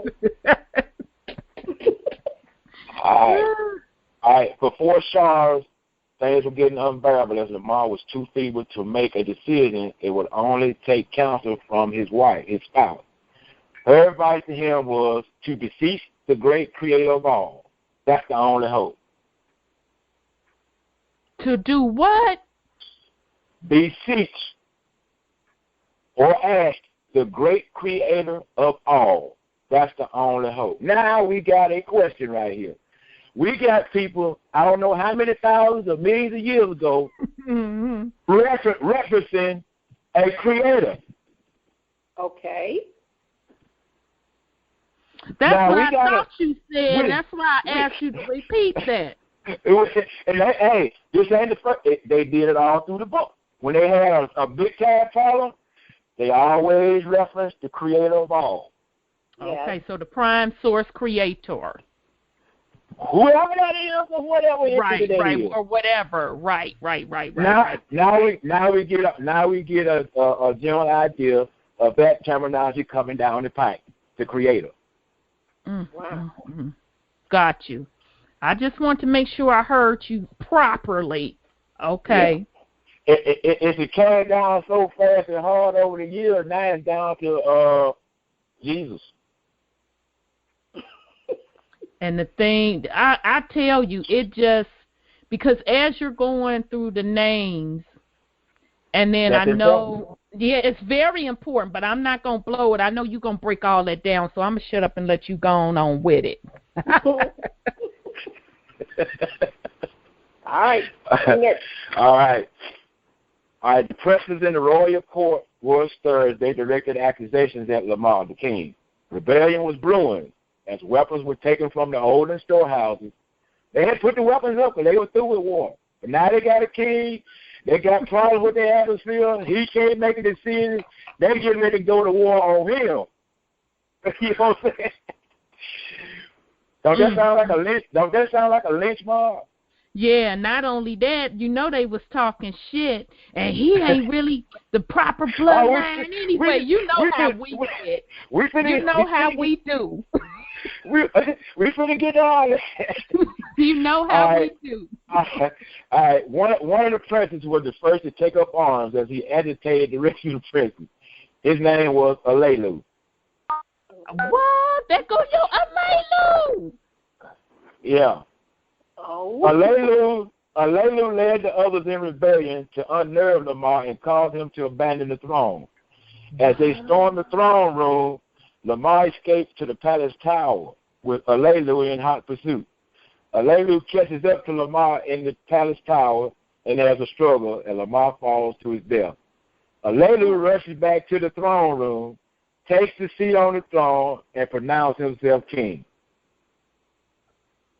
So that's how Alelu got power. I told y'all that a long time ago. That's how he became king. But you finna find out something real heavy about that whole situation, why he really did that. Wow. On the surface, they had the problem with the atmosphere, and the dude couldn't make a decision, so he go and just take the throne. But there's a whole lot more behind that. Okay, let's go to Alelu. He the ninth king on the But building. in Lamar's little defense, first of all, he didn't come from that bloodline. And then second of all, you have to grow up in that. You know what I'm saying? Yeah. In order to know how to not only govern, but also build allies. So he walked into that as a sitting duck, basically. Pretty much. He was the only one. Poor Lamont. He was the only one. He was like that. I put it like this. That was George Bush right there. Oh, hell no. Junior. But he came from a line of folks. Well, we don't know what his bloodline really looked like, though. We don't know that. Yeah, that's true. And so what you basically saying is that Lamont had the capacity of Junior, that he just didn't have his ish together to rule. Yeah, that's our okay. First count on it. I'm learning. You got to take this stuff, because guess what? This stuff happened thousands and millions. I ain't gonna tell you how many thousands of years ago. And metaphysically, you got to apply to what's going on and what we have experienced. Exactly. So basically, folk not learning their lessons. That spirit came down through the generations, and over a period of time, we got so mixed up that he ended up over there in the Bush family. Wow. And showed himself. And see, I look at it a little differently. I think that because we are dealing with the melanated people, it could definitely be that. Or it could be like those same people behind the scenes putting these people in power with their same type of temperament. Yeah. Keeping the same messy drama going on. Right. See, same thing. Those behind the scenes that have been operating this thing a long time, that are melanated, they have the power to call these spirits and put them in a different body. True that. To accomplish what they want done. Yep, that they can do. So that's happening on a metaphysical level. But on our level, we have to interpret it as that spirit coming down through the generations, and by being so mixed up, it just happened to end up over there. Mm-hmm. That's what we see with the naked eye. That's a good point. All right. All right, let's go to Lelu, the Night King. Some of the people was happy about Lamar's death, and others were sad about what Lelu did. Unity was lost in the land. Princes of the past were agitated. Councils was upset. Even though Lamar was proclaimed a son of On by way of adoption, succession from On the throne continued. But who was Alelu? Yeah, that's what I was gonna ask you, but I didn't want to interrupt. We're gonna get to it. Alelu was summoned before the 7 who judged. He lays out his case that he is of the royal seed. He tells them that he is a descendant of Anshagal. Anshagal had fathered his firstborn son with a concubine. His name was Alam, A-L-A-M. At that time, the throne belonged to him. Remember, Kishagal raised hell about her son being the pride of succession, because even though he was the firstborn son of the first wife, he was not the firstborn son. Right. Then the lost seed was adopted. Okay? Now, the lost seed of the seed had deprived Alam of kingship. By descent, Alelu continued Alam's generations, and he was the seed of Anshagal. The 7 who judged had to listen to his words. They brought forth the royal animals from the house of records to determine if what he had told them was either true or false. Hold it right there. Is this the origin of what we know today as probate court or the Department of Vital Statistics? Because they got theirs, they call it the royal animals. They didn't keep nobody in that book but the royal animals, but the bloodline. Because I sure thought about probate court when Keisha had her little dispute and that and family court. Establishing paternity and all of that. Yeah. But see, that concept, that was their birth certificate. It was kept as what they call a royal animal. They didn't keep nobody else in there but the bloodline. That's your birth certificate origin right there. Now see how old that is? Wow. Well, we know that we have a total of 19 galaxies, and the 18th galaxy existed 76 trillion years ago. So the 19th galaxy existed over 100 trillion years ago.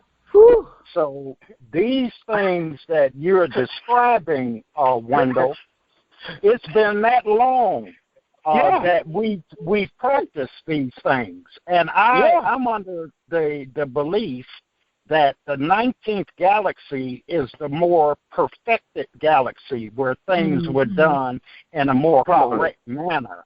And as you come down through the other galaxies to the current galaxy that we exist in today, it's just gone plain crazy. Right. Yeah. Because that's the whole point, is to give the people the benefit of understanding that what we live in is not nothing new. It's been going on. It's just been distorted, and it's to the point where now it's got to be thrown out. Right. Right. But isn't it said that, like, in our particular galaxy, we like the last one that are trying to get our itch together?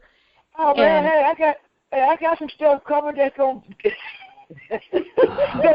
You just hold on. You wait till I start getting it. Believe 76 trillion something years ago, Keisha Nem was clowning.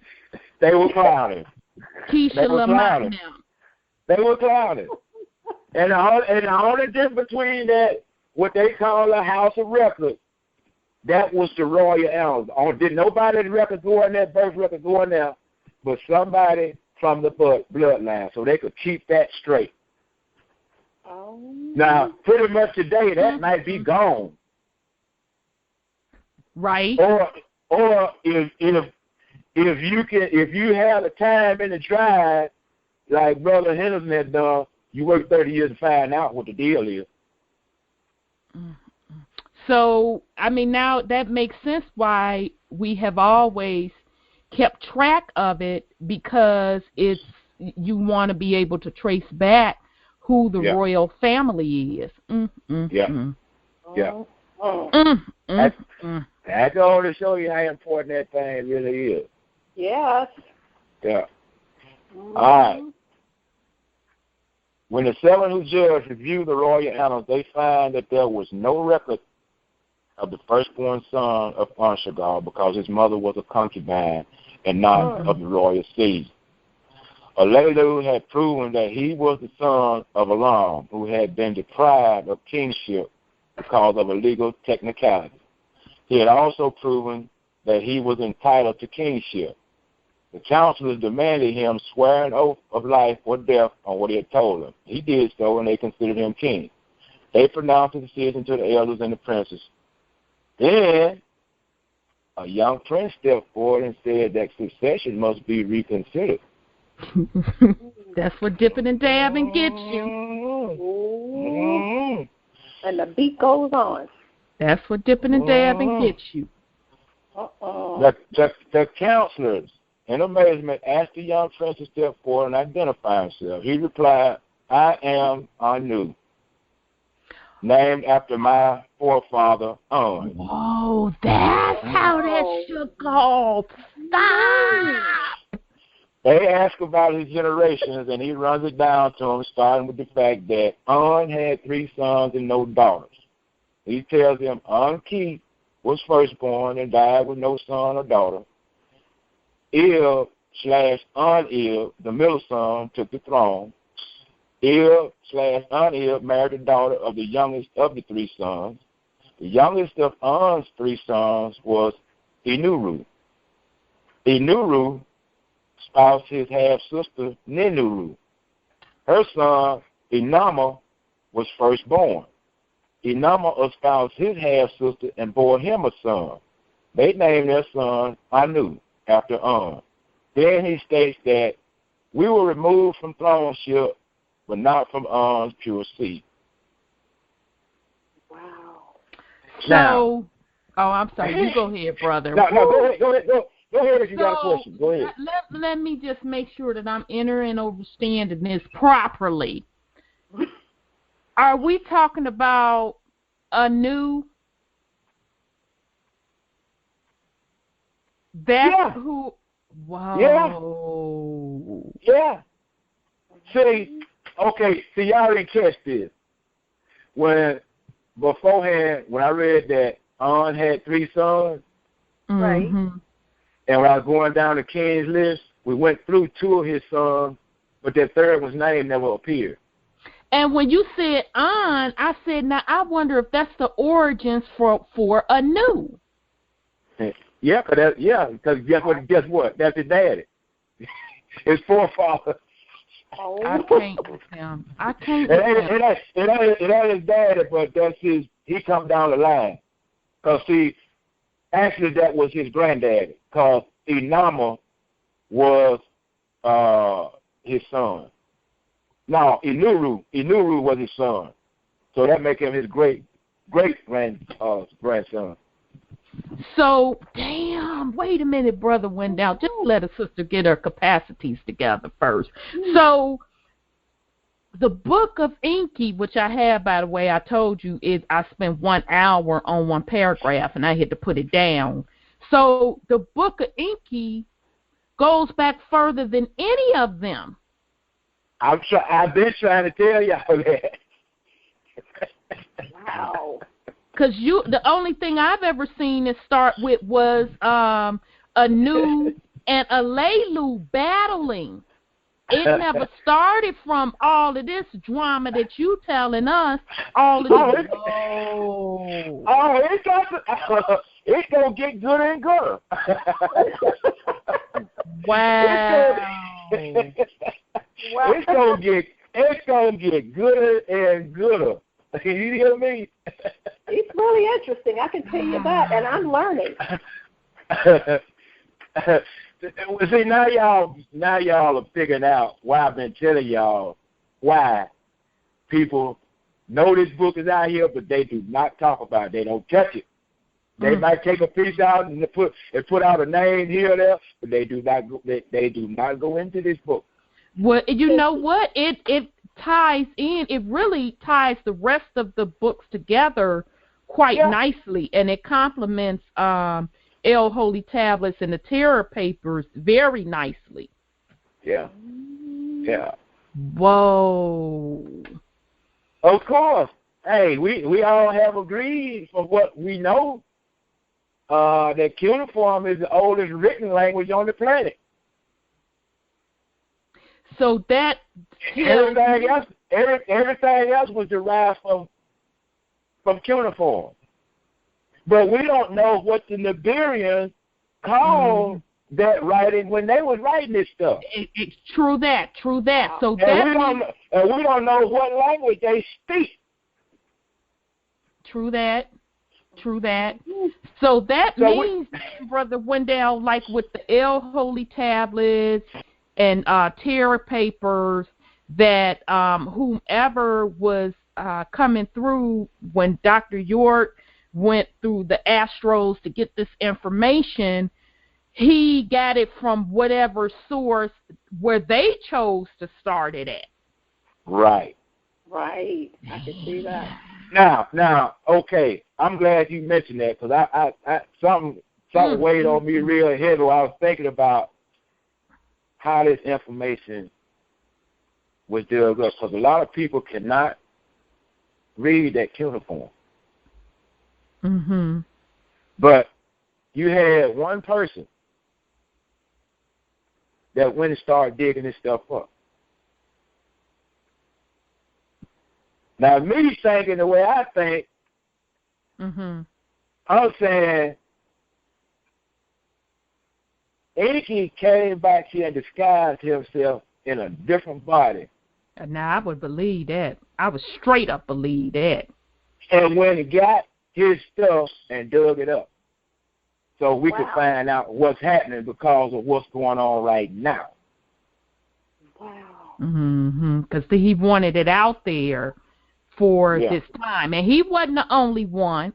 That's why we have these different versions, because people like, oh, he going to go dig his stuff up. Oh, hell to the no. Then I'm going to go dig my stuff up. But hold it. Guess what, though? What? According to all the stuff I seen and all the stuff I read, everybody piggybacking off of Zechariah Sitchin. He's the foremost on all of it.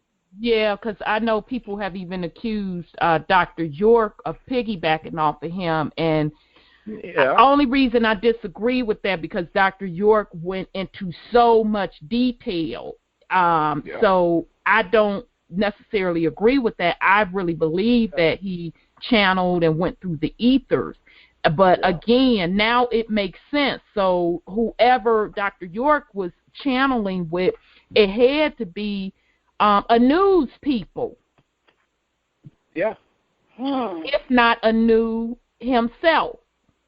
And you're going to find out that if they already have somebody in position to make something happen, and somebody else comes along and want to take part in it, they'll let you take part in it, but you ain't going to get the piece that he got, because his piece is way more important what you think to do. Right, true that. And you're going to see that coming down through this whole discourse. Hell to the no. I can't wait. But see, I've heard people when I wasn't even looking for the darn thing. I've heard people interview Dr. Fitchin before he passed away, and in one particular interview, they asked him about how much more information there was out there on those tablets, because there's tens and thousands of them. And at the end of his interview, he said, "I wish more people would take the time to learn how to read cuneiform and go and dig this stuff up and with a magnifying glass read it." Damn. Wow. So, Oracle Tahuti, had you ever heard of that language before? Cuneiform? Yeah. Cuneiform is the language that galactic beings communicated with the beings here on Earth. Y'all better stop playing with me tonight. Y'all got my scalp itching big time. Those beings on Earth were called the Sumerians. And they are our ancestors who talk directly to the galactic beings in the language of cuneiform. Yeah. Okay. Akuna Sonata. Okay, so that was before Sanskrit, which was a derivative of the disagreeable. Everything is a derivative of cuniform. Wow. Yeah. Sanskrit is just backwards. Yeah, Sanskrit is backwards. Yeah, because when Sitchin started on that journey, he had to go and learn cuneiform and Hebrew. That was the first two languages. Right, because we know Hebrew is directed down from the galactic. Yeah. Now see, that's what made me get. Yeah, see, that's what made me get on another level of thinking and saying, well, hell, that had to be Enki coming back to get his stuff. Now, you know, metaphysically, what has happened to us, and then by them putting the poison in the food and stuff, once we start intaking that stuff, we forget everything we knew. So he had to go back. So he had to go back and learn those languages again, so he could go get the stuff, so he could read it, so he could put this information out here before this time. Wow. Now, I could be wrong with 1,000 left shoes on there, but that's just my thought process. And it makes sense, though. It does. It makes a lot of sense. It makes a lot of sense. It totally adds up. Yeah, that's just my thought process. You know, I just put it like that right so, there. Before I forget, what number ruler is Anu? 10. Damn. He was the 10th king. He was the 10th. And Alelu, just for a short little period of time, was he the 9th, or he never got the chance to be? No, he was the king. We're going to get to that. We're going to get to that. Okay, my bad. Dang. All right. Okay, after I knew it came in and told him his piece of the puzzle, the counselors were erupted with excitement. They said, let Anu be the king and let Alelu be removed.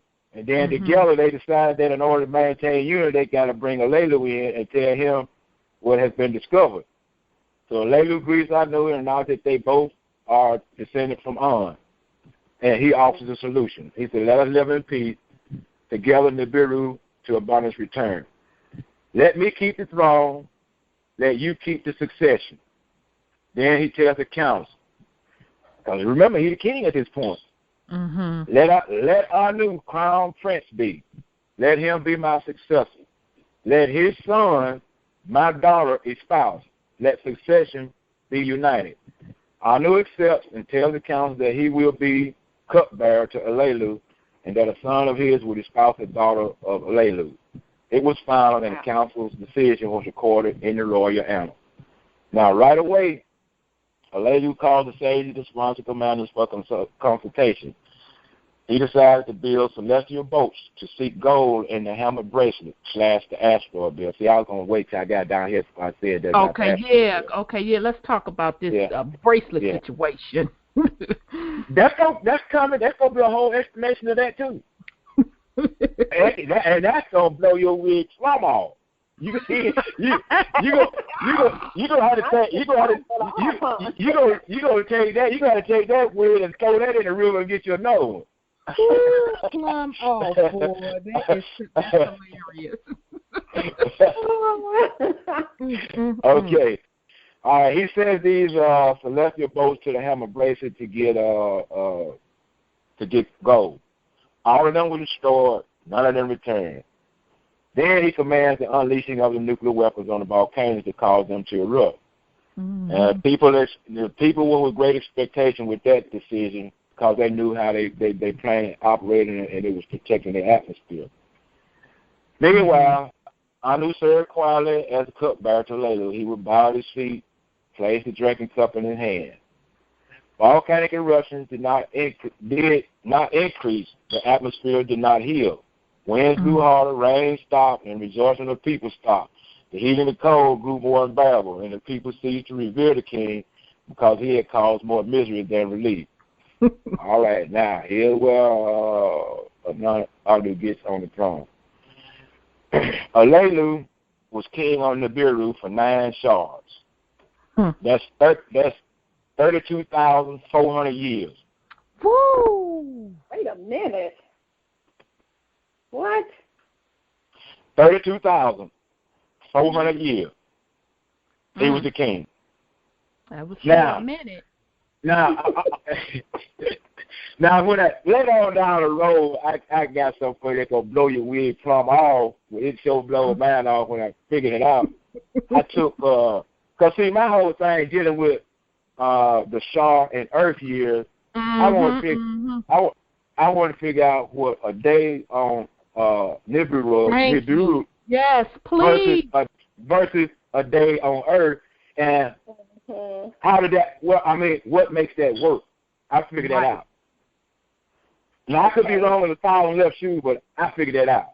And you want to share with us now, or you want to wait? No, we don't have to wait for that. Cause there's a time to get. It's a time. I was just thinking about that the other day too, Brother Wendell. Dang. Yeah, it's a time for it.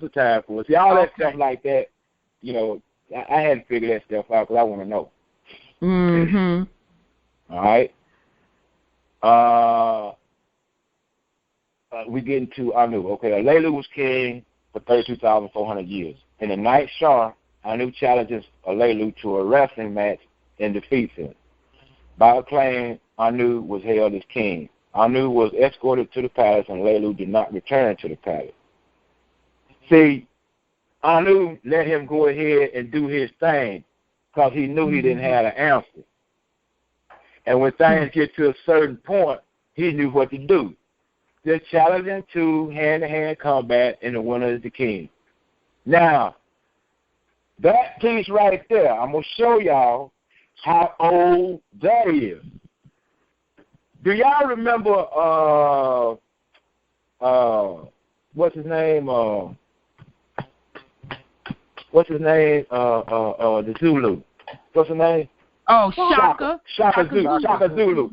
Y'all remember that movie when the tribes had a scrap against each other? They would go out there in some kind of game, and whoever won the game, they would settle a dispute like that. Mm-hmm. That's where that come from. Wow. They weren't killing each other. They would have a wrestling match, and they would settle a dispute like that. And they were doing the same thing when Shaka Zulu was coming up. And then he decided one time during the whole process when he was getting his little notoriety, well, we're going to have a trick for him this time. We're going to go in there and get him, cut somebody up for real. That's where all that garbage come from. Wow. That is an honorable way to do it. To lessen the Yeah, because you ain't nobody's getting killed. No blood shed. You know, you might get a scratch here and there from wrestling, you know what I'm saying? But there's no casualties. Other than somebody feeling getting hurt, and they'll get over that, hopefully. Right. So you better stay in shape and, practice or whatever if you know you can be challenged. Yeah. Wow. All right. Let's continue. Alelu escapes the crowds in fear that what he did to Lamar will happen to him. He hurries to the spaceport, gets into a spacecraft armed with nuclear weapons, and departs for Earth. With nuclear weapons, though. From the beginning, he had secretly planned his destination. All right, that's the end of the first chapter. Let's go into the second chapter. Alelu identified the 5 outer planets by celestial names as he made his way to Earth. The first planet he saw was called Gaga, the celestial greeter. This is the planet Pluto. He next sees the twin planets Neptune and Uranus. Neptune was called Antu, and Uranus was called Un. Next was Saturn, called Anshar, then Jupiter, called Kishar. Then Alelu used nuclear weapons to open the door of the asteroid belt, called the Hammer Bracelet, to make his way toward Earth. Next, he sees Mars and describes it as red-brown, and it was called Lamu. And finally, at that time, he describes Earth, called Ki, as a ball with an atmosphere thinner than that of Nibiru, with clouds swirling within it and having 3 regions: snow white on the top and bottom, and blue and brown in between. Alelu could distinguish between dry land and the oceans. He directed the beam that penetrates at the dark-hued land, which was Africa, and could see that gold was beneath the surface and in the waters too. All right. He had some type of X-ray equipment to see that gold from up in space. Yeah, I heard that. So this is the equipment that people think they're dealing with now. Is some garbage. It's garbage. It's old. It's so old. They had this. We ain't on the time clock yet. They ain't started talking about time yet, other than the number shot that he served on the Biru. But that still ain't telling you nothing in reference to the Earth. Man.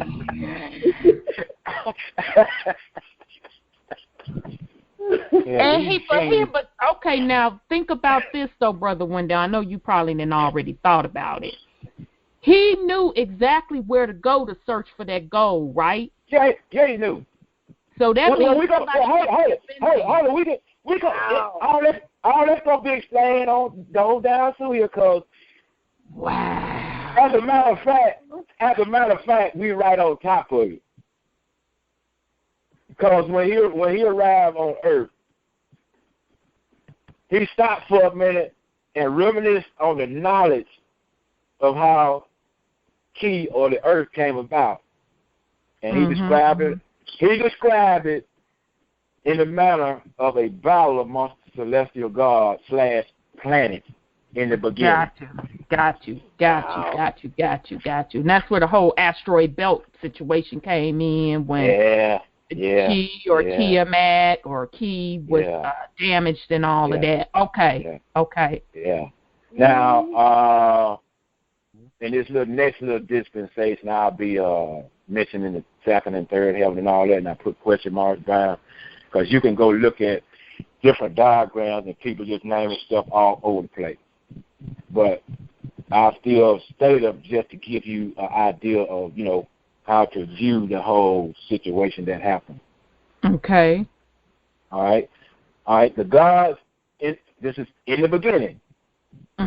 This is before prior time. This is in the beginning. This is way on back there, whatever that was. All we know is it's the beginning. That's all. That's as good as we can do. That's in the beginning. All right. The gods in the above, now I said third heaven with a question mark, had not been called into being, and in the below, the second heaven with a question mark, here earth had not been named. There was only the sun, Apsu, that's APSU, in existence. As above, so below, the gods had not been formed because the destinies were not yet decreed.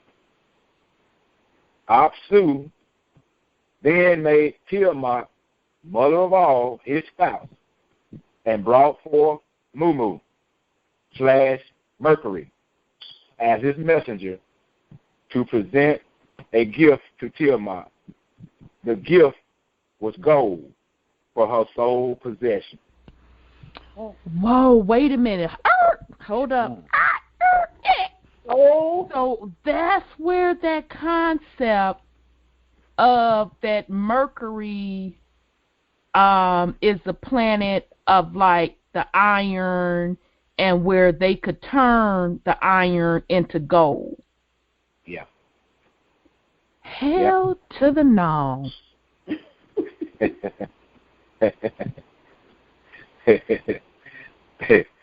What just happened is the sun, S-U-N, married Tiamat, brought forth the son so he could bring her the gift. Wait a minute, again? And the gift was gold. See, at this point, what you're getting into is the planets are being named or personified. Yeah. It's being put in terms of people so that you can understand or visualize people making these things happen. But they're actually gods/planets. Right. Got it. Okay. Right. Now, just so you know, and I know Oracle Tahuti will know where I'm going with this, in the El Holy Tablets, Dr. York, when you start talking about that first, you said what, the first heavens, brother, and the second heavens or something like that? It was second and third heaven, yeah. Okay, so he broke it down to a primary creation, and he did it from a scientific perspective about hydrogen, energy, and gases, and he said that it had the 9 levels to them, so that's the 9 ether. Then he went into the secondary creation, and that's when things came from density and started going to matter and atoms to cells, and then the third creation is when they started getting into the breath of life, and he called it Ghostinal creation or something like that, and the living soul or the conscious being. So I only brought that into play because as soon as you said that first, second, and third, I thought back of how he described it in the tablets from a scientific perspective. So, okay. Yeah. Well, see, the thing about that is we don't know how far out that it is. That might be in the 12th universe or the 15th That's universe. True. We don't know where that is. So all we can do is deal with where we are and see how that fits into this whole big scheme, because the only way I've heard it described is that the atmosphere of Earth is the first heaven from our perspective. Between that and the asteroid belt is the second, and past that is the third. That makes sense to me. That's all we got. Wow. But there's some information somewhere that's still buried that's got to be dug up that can reveal us all this stuff. But something like this will help you understand this whole big scheme. Really, without even having to get very scientific about it. Right. True that. Yeah. All right. It sounds like the iron from Mercury that was sent to Earth, and the sun came involved That seems like alchemy. Thank you, Oracle. Turn the metals into gold. Right. Right. Now, I'm totally just like it said. It says that. He brought forth Mercury as his messenger to present the gift of gold to Tiamat. To Tiamat. Okay, so that's exactly what it's saying. That's exactly what it's saying. So that proves, you all, that our ancestors knew how to turn metal into gold, and I ran across something a couple of months ago. Matter of fact, you know what it was in, sis? And I know, family, we so behind in this book, and that's my fault. I just been overwhelmed. Behold a pale horse. William Cooper said that they know how to turn metal into gold. Yes. Yep. Mm-hmm. That they know the formula. So, wow, this kind of blowing the sister's wig back. Okay. Yeah. Wow. All right. Then Apsu, remember that's the sun, and Tiamat, the mother of all, that planet, the mother of all, mingle their waters and bring forth a male, Lamu, which is Mars, and a female, Lahamu, which is Venus. Wow. Their abode or dwelling place is in the second heaven made by Apsu and Tiamat. Now, I still have a question about second heaven because we don't know what it really is. Anshar/Saturn and Kishar/Jupiter were formed in the third heaven. Question mark by that. Before Lamu, Mars, and Lahamu, Venus, grew in age and stature, and as celestial twins were larger than their brothers, Mumu, which is Mercury, and Lamu, which is Mars.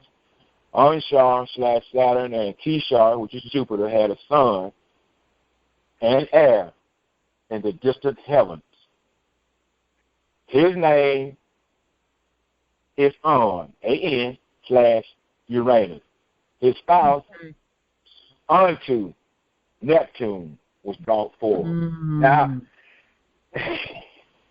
wow. Now,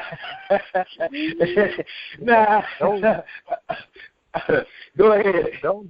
Go ahead, brother. Now, go ahead with that. Go ahead with your question. Those heavens, second and third heavens that you're describing, right, those seem to be orbital positions of planets right, that relate to Tiamat, the Earth, where we reside. The further you get away from the Earth, the greater number the heaven is when you start applying it to planets in its position to where Earth is located. Yeah, that's right.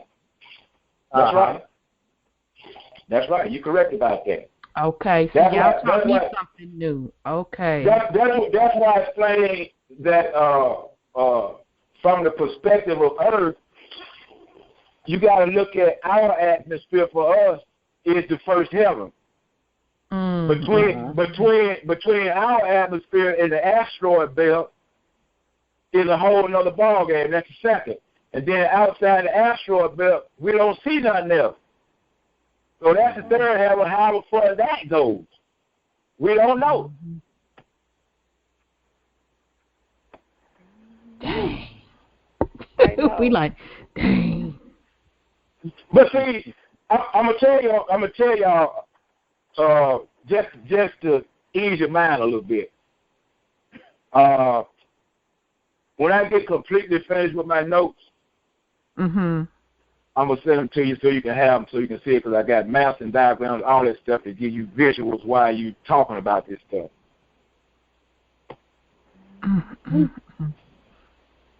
And anybody else out there who wants to has the book and found out that it ain't one of the books you just pick up and graze through it, you know, you can have these notes so you can follow along with the book and see that I went down through that book. I ain't playing with it because I want to know. Yeah, see, this is the type of information we need to put in book form and teach our children in the school. Absolutely. Absolutely. So they'll have a better understanding of our Heavenly Father, Yah Allah Anu's creation. Yep. Mm. Yep. Very good. Yep. It's deep. Yeah, but right now, these grown-up folk out here need to be on this right here so they can understand I know that's right. where all this comes from. You see what I'm saying? Because if we don't have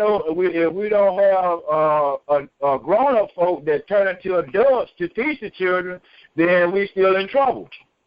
That's true. Wow. And this is so deep, it's going to be hard to get a lot of them to fall in line.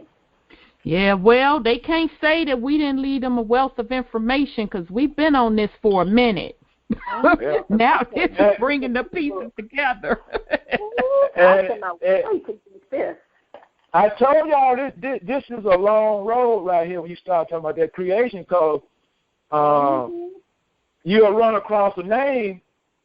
For instance, we're gonna find out certain people's name that wasn't even mentioned in a certain, as we go down through this thing. Mm-hmm. But then when you go and try to find out information about this name, you can't find it. But then if you keep hunting, using other names that's around it, then you'll run up on a name and find out who that is. Wow. Yeah, because you kind of taught me that when we were going. I remember how you were saying you were researching the Book of Enki, and then when we were going through When Rocks Cry Out, Brother Horace indicated that, and then that's how I was able, when I was looking at them ancient maps, started piecing that stuff together. But you're absolutely right. Yeah. You're absolutely right. That's why you don't hear me rustling paper or nothing like that, because it's impossible. All my stuff is in the computer so I can click and I can scroll. And when I send y'all this file, that's what you'll be able to do. You can click and scroll and go and check out everything that I checked out and more than that, because my goodness, when you go get a diagram or a map, you got maybe ain't no telling how many sites linked to that thing where you can go and look at different versions of it, because people over time will say that an area is located in this area, but it's actually somewhere else. They'll stick the name over here, and you gotta go and see if it's really there. It's just a forest. Yeah, I've experienced that when rocks cry out. Absolutely. Yep. Yeah, and that just shows that from the example that we gave of the royal annals, how it turned into a birth certificate for all the people, and down through the years, that whole thing just got skewed to nothing, and that happened, and that's been happening to all the information. Yes. And thank goodness that if it happened like I said it happened, or believe it happened, that Enki came back and went through what he had to go through to dig up his stuff so he could get it out here before the time comes. Mm-hmm. Now I still reserve the right to be wrong with 1,000 left shoes on that, but guess what? That's okay. I'm willing to put it out there, because to me, on a metaphysical level, ain't no other way that could have happened. No, there is no other way, because you're talking, and I know we said billions of years, if not trillions. Yeah. There's no other way. They had to have kept coming back, because again, there's so much more sophisticated than us in this realm. Remember, we're the younger realm. Yeah. In the grand scheme of things, so they know how to probably operate simultaneously in different galaxies per se, or dimensions, because I've heard the concept that although we look at our particular galaxies, there are universes, there's multi-universes, and some believe that we replicate them, and that we the galactics keep existing in multiverses. Yeah. So yeah, it's not far stretched at all that he would come back like that. Yeah. Okay. Now, that little short discourse right there proves what I said about linear thinking. Mhm. Because if we have a replication of universes, which way are they headed? They sure as hell ain't headed in no circle. Nope. Oh. Nope. Because that's impossible for it to happen like that, because you couldn't have a second, third, fourth, and 35th heaven. Exactly. You know what? It is so interesting that you say that, because my girl, the Don Nicoleone show, she was the one that actually introduced me through her show, the El Holy Tablets. And she said, quote, "I don't give a damn what they say. This stuff is not moving in a circle." That's right. That's right. Agreed. I'm gonna show you the simplest example we've had right in front of us all our life. When you throw a rock in the pond, what did it do? It ripple out, right? Yep. Yeah. It just keeps going. It don't go in no circle. It don't go in no circle. Like a sound wave, just keeps going out. It's just like when we make a sound down here on this planet, it goes up into all of those heavens. Mm-hmm. And all those, you see what I'm saying? Because it never stops. Absolutely. Now, the deal we got to figure out, and the deal we got to figure out is how to get out of the circle of thinking so that we can think on that level. Well, that's the thing. You've already given a solution, because if you're not thinking on a circular, it's damn. See, everything is divine. I was just having this conversation about circular thinking, and that's the trap right there. Yeah. Yep. The circle is the trap. Yeah. The box, the cube is the trap. And look, we gonna find out who created the trap too. Oh, hell to the It all can be broken. Yeah, it all can be broken. But it was for a real good reason.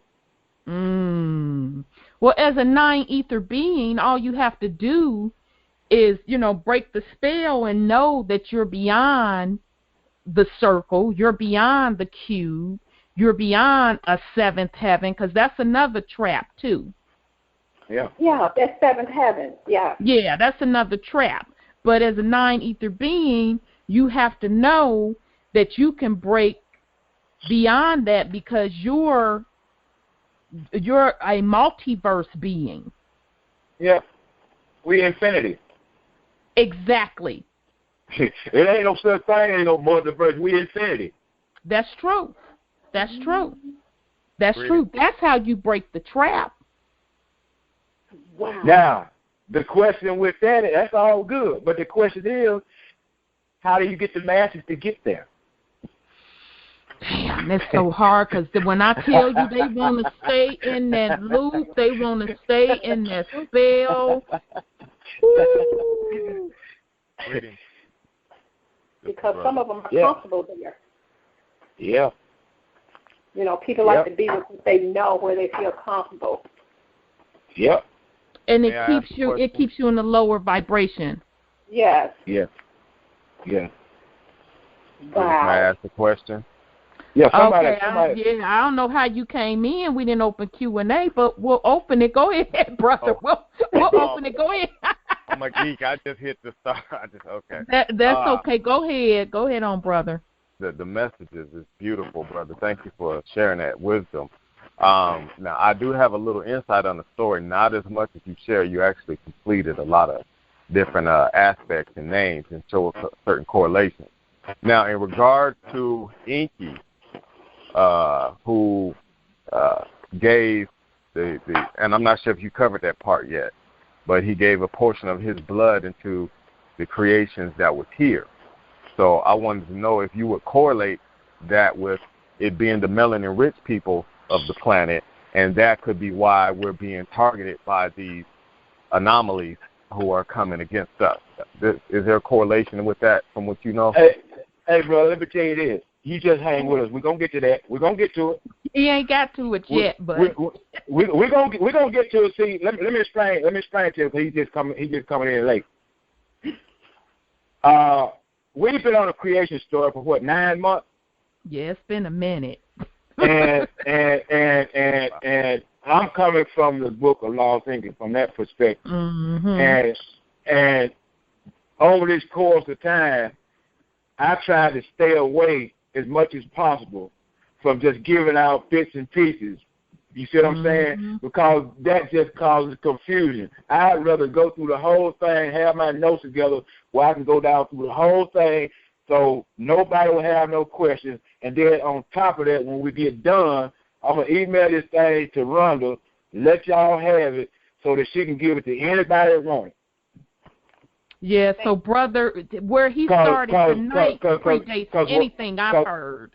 Yeah, because this book, the average Joe Blow is not going to read it. Lost to Enki, right? The Lost Book of Enki. The Lost Book of Enki. Because when you start getting into talking about these different names, and you got these characters that may have 7 or 8 different names at one point. Yeah. Right. And when you're talking about, you got to understand who you talk about because that name is actually a different attribute for that particular time. But see, you got to. There you go. It's attributes and titles. Right. In order to do that properly, well, the layperson who is interested can sit there and read it, and you got all the notes, you got maps, you got diagrams, and you have links where you can go up on the web and look at the stuff that I went and looked at, and you can go take it further than that. But that's the format that this type of information needs to be in so that the people out here that really want to know don't have to struggle to find out. Yeah, so I think you just talked yourself into a great I ain't got no problem with it. Wendell, that's what you're going to do on the Lost Book of Enki, because this is the furthest I've ever heard it go back. Look, listen, I'm not interested in no documentary or none of that, because there's enough of this stuff out there on the web once you start going up on that thing and looking, and you'll find out, like I've been telling y'all, these people know this book is out here. They'll just take a piece of it and throw it in their little stuff so they can keep selling their little books and their little advertisements and whatnot instead of breaking the thing down and putting it out there like it ought to be. I'm not interested in none of that. I want to know this stuff. I always have been wanting to know. When I got a hold of this book, I was off the chain with it. Wow. And I know there's other people out here who want to know what this thing is really all about. And what's going on, because it ties to everything and everything that's going down as we speak. Yes, it does. So, okay, Brother Wendell, you didn't blew our wigs back. I'm going to open up the line because you know that brother, he couldn't even hold it. He just unmuted his damn self. So, put your bookmark in. We got to pick back up. Let me open up the phone line. So, hold on a second. Man. Okay, so if you have a question, press *6 to get in the queue, comment or whatever. So if y'all don't come in the queue, we're going to have Brother Wendell continue a little bit more until he gets to a stopping point. How far are you going to go tonight? Hey, man, I can go all night. I know you can, but we're not going to do no 1 o'clock up in the morning. No, we're going to do it like that. Okay. I want to at least get through the point where, because see, right now, what is happening is, Alelu is, because see, he learned all this stuff about the universe and all that from the best on their planet. And see, he has arrived on Earth, and before he do anything, he start reflecting on what he learned. And that's what we're on right now. Okay, well, you have a call, so hold that thought. So let's take 214. Let's see. Okay, 214. Yes. This is 214. Yes, Brother Greedy. Yes, this is China Bay. I'm in Dallas, Texas. And I'm fairly new to the call. I came on last week. And this is very interesting tonight, as well as it was, and it was last week too. But Enki, how do you spell that? Enki. Okay, that's the way I wrote it down. Ain't you the brother that called? Ain't you the brother called and said you wanted to get that book? No. Okay. And I'm a friend of Brother R.J. that's here in Dallas also. Yeah. And but anyway, I appreciate the information, and I'll see if I can pick it up off the internet. Okay. Thank you. Okay, brother. Peace and love. Okay. All right, Brother Wendell. So go ahead on and continue to break down Alelu's deep in thoughts on what he done learned it. Okay. Let me say this first to that brother right there. If he wants this book, I have a PDF of it. I can email it to Rhonda, and you can get in contact with her, and she can give it to you. Oh, that's nice. I'll put it on the pages. Yeah. He can either do it that way, or he can go online and search for it, and he can just download it. Because that book right there, you can get it in PDF. Okay, because I got the book. But I wouldn't mind having the PDF too, because I like to mark my book up and put notes in it. But okay. Yeah, that's why I just use my book to verify what it says on the PDF. Yeah. So I don't mark my book all sense. up like that. That makes sense. So hold on. Okay, I marked my books up. Here, you have another call, so let me 917. Let's get 917. 917. Oh, Brother Lincoln, how are you, brother? That's Lincoln. Hanging in there.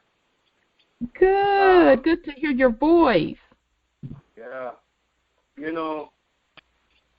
Brother Lindell, you are a superb person, man. You really got my mind going. Listening to you breaking down this Book of Enki is very interesting. And I do hope that I'll be one of your students. I know. Hey, look at here. Hold it. Let me stop that right here. Right here. Right here. I have no claim to be no scholar, and I sure as hell ain't no teacher. But I'll give you what I got. I hear you, Wendell. Whatever you got, I accept. I know that's right. I don't need no scholar. But guess what? Somebody got to lead the way. Yep. Somebody got to show me the way. And I think you're the person that's supposed to show me the way. Keep me focused, my brother. And I thank you for that. Because this is history. Yes. And like Sister Rhonda said earlier, besides everything that with all the books that we're going through, we got all the answers in there. It's just for us to open our mind and to comprehend what is really taking place around us.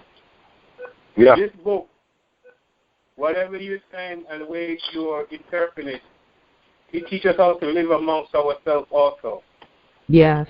So just keep in mind, we're on a journey. So let's continue this journey together.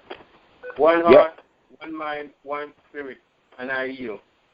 Thank you, Brother Lincoln. Peace and love. Nice hearing your voice. Love you much, brother.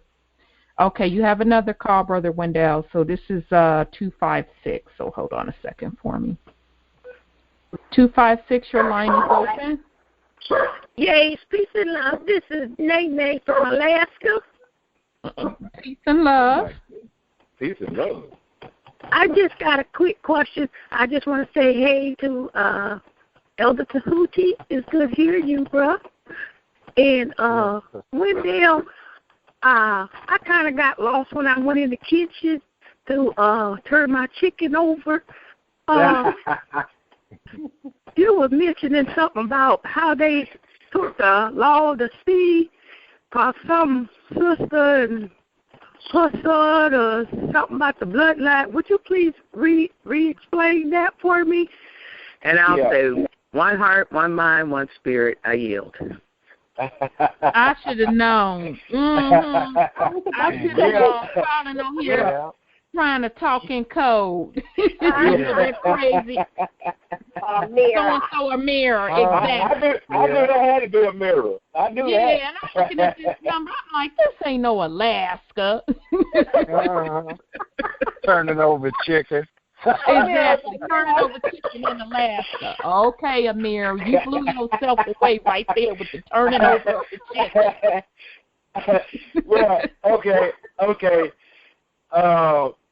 Before the law of the seed, it was called a law of succession, whereby the firstborn son in the bloodline, which means the firstborn son by the king and his spouse, not by the king and a concubine, would be in succession for the throne. And what happened was, at some point, one of the kings was messing around with the concubines, and he had a bunch of children by the concubines, but the first son he had was born by a concubine. Then afterwards, he had a son with his spouse. And by the law of succession, the son of the concubine was the legal heir. But she wasn't having it, because she put it down like this, because what was going on, in order to keep the bloodline pure, the king would marry his half-sister. And she was his half-sister. They had the same father. Mm-hmm. So she raised Cain about that, and she got the law changed, because they were going to cut her son or deprive her son from the throne, and she wasn't having it. And she got that thing changed to the law of the seed.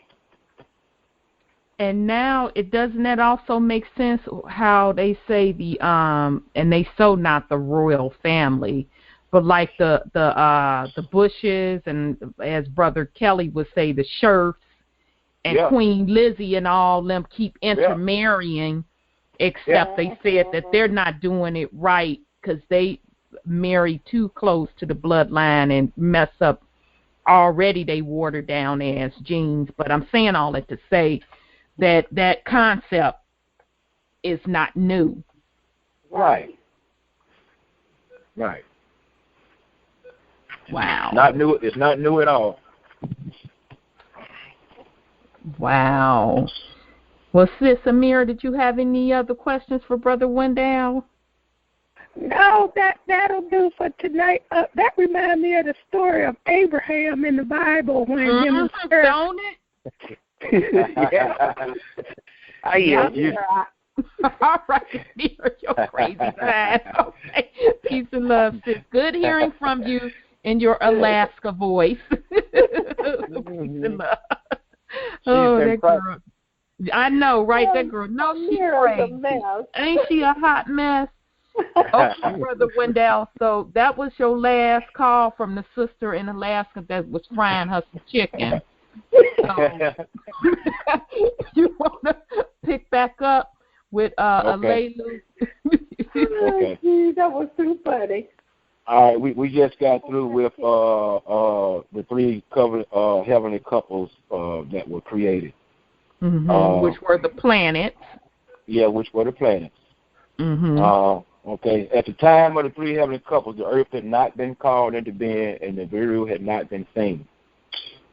The destinies of the gods were not decreed, and their circuits or orbits were not in place. Neither were the heavenly water. I'm sorry. Now go ahead. Notice you said the planet was not called. So meaning it had to be spoke into existence. That's right. Okay. I missed that. Okay. That's right. Okay. That's right. And the second piece of that is the destinies of the gods / planets had not been decreed. In other words, their circuits or their orbits or their place in the heavens had not become law yet. Yeah, that's what you done straight blew my wig back when you pointed out the little decree word. See? Dang.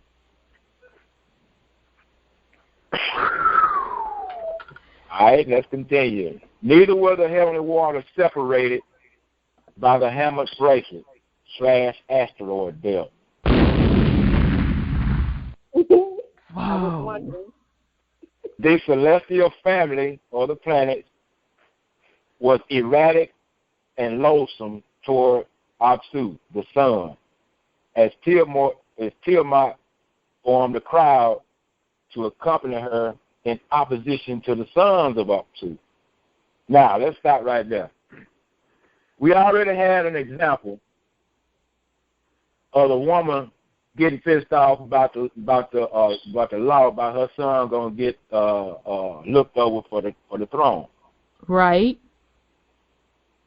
Now Tiamat they got pissed off because they don't know where to go. They have no direction. Remember what I just told you? Their destiny / orbit / circuit have not been decreed yet. Okay, and so they weren't written into law yet. It wasn't law yet. They just out there meandering around like sperm. Poor Tiamat. And she pissed off because she done got tired. Rightfully so. She done got tired. She wants to be legitimate. Yeah, so Tiamat was tired and angry. She brought forth 11 and made the firstborn chief among them. His name was Kingu. Kingu is the moon. That's interesting. Tiamat gave Kingu the same rank as Do I need to tell you what the rank of is? Yeah, you really do. 60. Wait. 60. 60? Yeah. Yep. It's gonna verify on down in here. You'll see it. Okay. She attached a tablet of destiny to his chest and thereby acquired his own circuit / orbit and instructed him to battle against the gods. In other words, to go out there and battle against the other planets.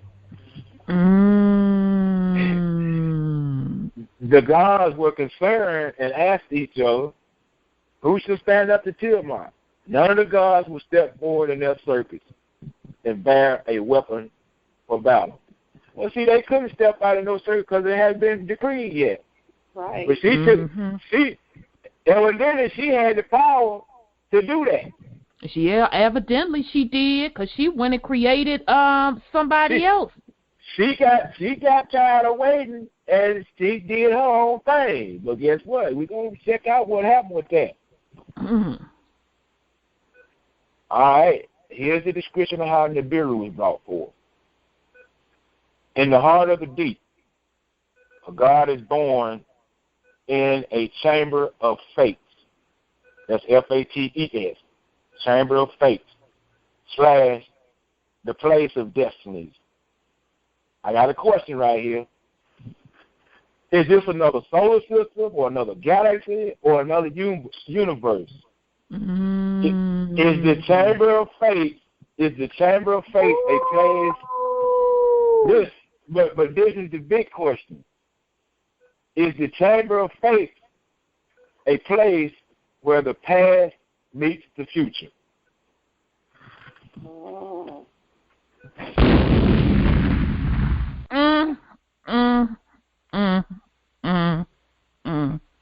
Now you got to. Now let me explain the reason. Let me explain that last question right there. Please do. What we're in the middle of is first Alenu is reflecting on what he learned. And then within that, Enki done prophesied the whole thing, and it's playing out. Again.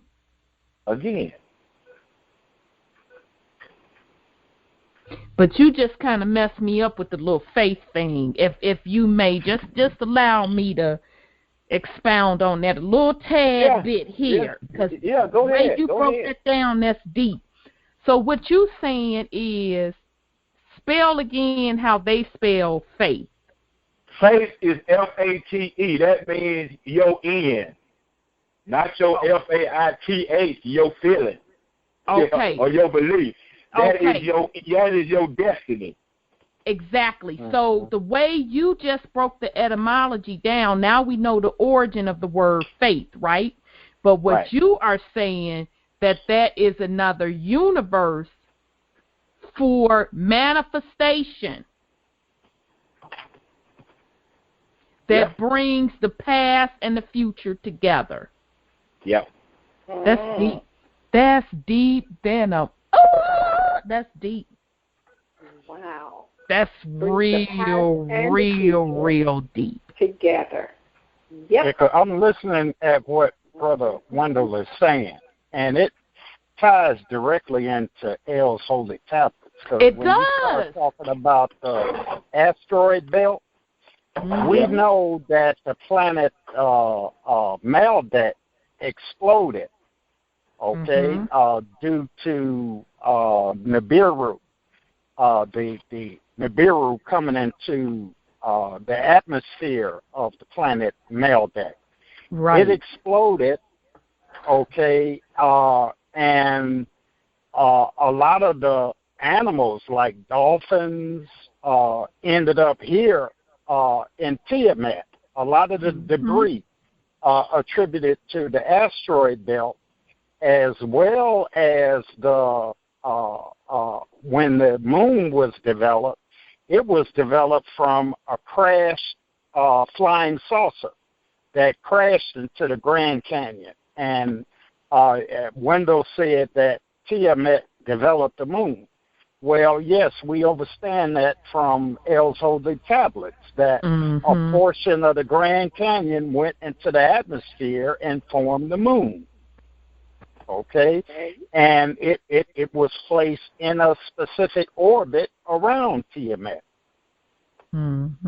So that's very interesting, because when it comes to the moon had a portion of Tiamat's water on it. That water dried up. So the moon, with its gravitational pull, pulls on the Earth's waters. That is how women end up having a monthly menstrual cycle, because the pulling of the moon pulls on the fluids of the Earth, which women are a part of the Earth. So it pulls on the blood of the woman and causes a flow, which is the menstrual cycle, the monthly menstrual cycle. And that's according to the position of the moon on a monthly basis. So this is extraordinary. I love you, Brother Wendell, for the wisdom that you bring, because we can tie all these things in that we've studied with the creation story over the period of time that we've studied. And we can take it and give it to the listeners and make sense of the creation and how mankind, plants, animals, planets, we're all intertwined. Yes. Yep. We're all one, really. Yes, absolutely we are. And we're gonna get to that too. I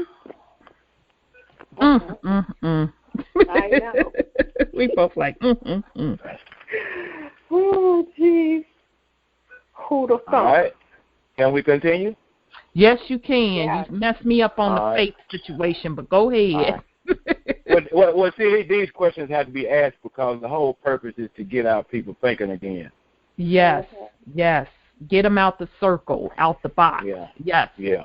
Okay. Yeah, right. All right.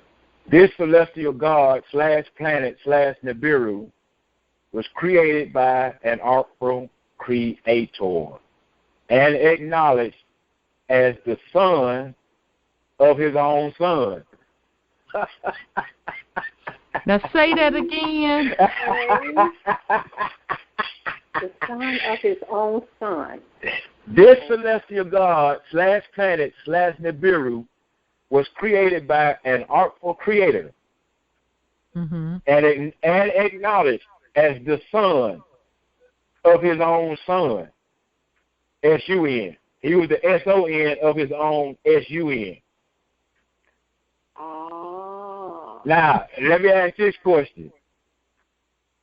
Is this referring to Un, the celestial god / planet, creating celestial god, planet / Nibiru from the sun of another solar system, or another galaxy, or another universe? That's what it sounds like. Boy. So, now that begs to ask another question. Is Nibiru actually another sun? Wow. Well, you okay now? You know you done set up and started something. I just asked a question, that's all. It said that Nibiru is this S-O-N of his own S-U-N. Like he divided himself or something. They got that kind of power. Look, the beautiful thing about this, I ain't the one who went and got nothing. I'm just telling you what I got. You make up your own mind. Well, now that's interesting because, you know, some say that it's a ship, it's the mothership, but then, you know, those that are watching the sky keep saying that they're seeing it in the sky, and you see this big-ass sun. Yeah. I mean, huge, that literally covers half the sky, and people are saying that that's Nibiru. Yeah. Now, mother, son. Hopefully to give a little bit of clarity on that. I didn't put it in my notes, but when Alelu was leaving, Nibiru headed toward the planet Earth. He was describing what he was seeing, and at a particular point, he could see the planet let out a burst like the sun let out a sun flare. Okay, what planet? Nibiru? Yeah, that's really why I put that question there. Okay, well that makes sense then. That was the other half, is what you're saying. Yeah. Wow. Now, on top of that, if Nibiru is the S-O-N of his own S-U-N, that's possible because a daddy's baby is the daddy's baby. Okay. Oh, so who was the mother? That's why we just explained who the mother was up there when I gave you the three heavenly couples. It's still Un and Un-2. Oh, that's right, the other planets. That's right. So let me ask you this then. So is that why they're saying, now I'm bringing it back to current times today. That's what you got to do. God damn it, now this is making so much doggone sense. That is why, as Nibiru's solar system is coming our way, that we're seeing these multiple suns and multiple planets. And we're going to get to that here. We're going to get to that. We gonna get to that here. We gonna get to that too.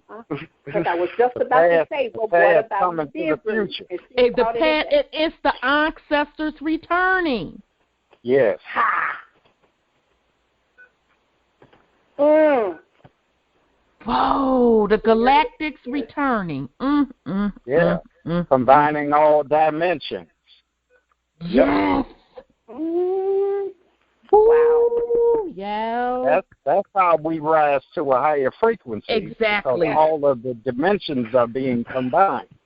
So where we have access to the frequency of our ancestors. They have to bring it to us because we don't have the intelligence to go out and get it. They have to bring that frequency to us. So that's what's taking place. This is deep. So that is and I'm glad you said that, Brother Elder, because that's the importance of what Brother Fiction did. That's why I'm thinking like I'm thinking, because they know they coming and they know we ain't ready, so Enki had to come here disguised and learn them languages again so he could go get his stuff and put it out here. And what's the galactic language one more time? I got to write this down. Yeah, the written language is the written language is cuneiform, but we don't know what the spoken language is. Okay, so that's the written language. Okay. Yeah. Okay. Written language. Y'all know y'all done brought something home now. Now that makes sense. That makes whoa, this is deep. And now, sis, you know why you're here with this show. Oh yeah, it's finna look. Wow. We finna get on. We finna get on into all that stuff. Okay, Brother Wendell. Dang, every few little sentences we gotta stop and break some stuff down. Oh, okay. Now, that's what I'm trying. That is the purpose of me over this period of time not wanting to give bits and pieces, because I'm sitting here reading this and knowing what it is. You see what I'm saying? I'd rather go through the whole thing so don't nobody have to ask nothing, and then put it in your hand and let you go check it out, because you got all the stuff that you need to go check out, whatever you want to go check out. And see, we got so far into the creation story myth and the Terra papers and Enoch. Now all of it ties together. Wow. It's gotta come home to Daddy, because this is the oldest. What? that we have record of. It's probably something older than this, but this is the oldest that we have record of on this planet. That we know of, because this goes back further than any of them that I personally ran across. Yeah. Wow. All right, let's continue. Okay. This new celestial god / planet / Nibiru left his family carrying a gift of his creator, the seed of life, with his course set on the void, which is our solar system, seeking a new destiny. Y'all know what that seed of life is, right? Right. That's life itself, right? He was bringing that DNA. Right. Wow. He was seeding the planet, right? Yeah, he was bringing that DNA.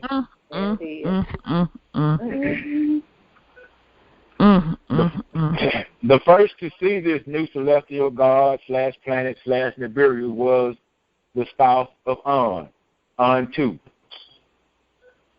She cast her net and pulls him to her as she asked him to be her son.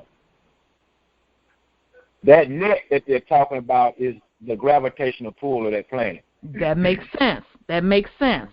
I'm with you. She nursed him. Okay. And Hardy, he spread it 4 members at his side. Okay. Hardy, man, he got the big head. Because in the book it says his head grew double. He got the big head. I just didn't put it in my notes. You know what I'm saying. Yeah, that makes sense though. Got his little ego. But the question right here is this the creation of 4 other unnamed planets? I was thinking that. Yeah. And notice how they refer to these planets as beings. These planets are living, breathing entities. They are. And with a subconsciousness. They are. And we take that for granted. We think that we're the only ones that's a living, breathing being on Earth. And we're not. This is a living, breathing being in her own right. She has a consciousness. Wow. Yep. So, okay, I'm sorry. I just had to point that out, brother. Yeah. As he accepts Antu's invitation to be his mother, he turns toward Antu and soon shows his face to An. An sees him and shouts, my son, you should be consigned/assigned to leadership with a host by your side as your servants. Let your name be Nibiru, forever known as Crossing. Well, As who? wait, From one dimension to another. All right, now, I got a question right here that can go into 2 or 3 more questions. Crossing, C-R-O.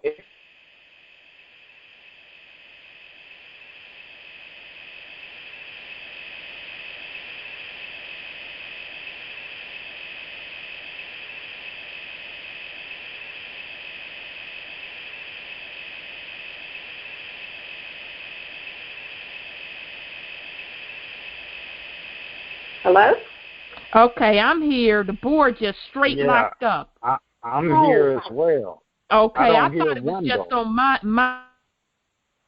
end. Uh-oh. I think Wendell got bumped off. Yeah, he probably got bumped off. We'll give him. So what he was saying while we waiting on him to get back in, that must have been real hot because I thought it was just my little system acting up. So he was saying basically he was giving a description of Nibiru being created, but Nibiru came from a totally different dimension. And Nibiru was promoted into leadership. So, and I think he just came back on. Brother Wendell, you back? Yeah, because he was telling me the name. Oh, let me scroll down and find them. He said, and let your name be something. I didn't get it. Was it cross or something like that? Well, because Nibiru is also known as the crossing.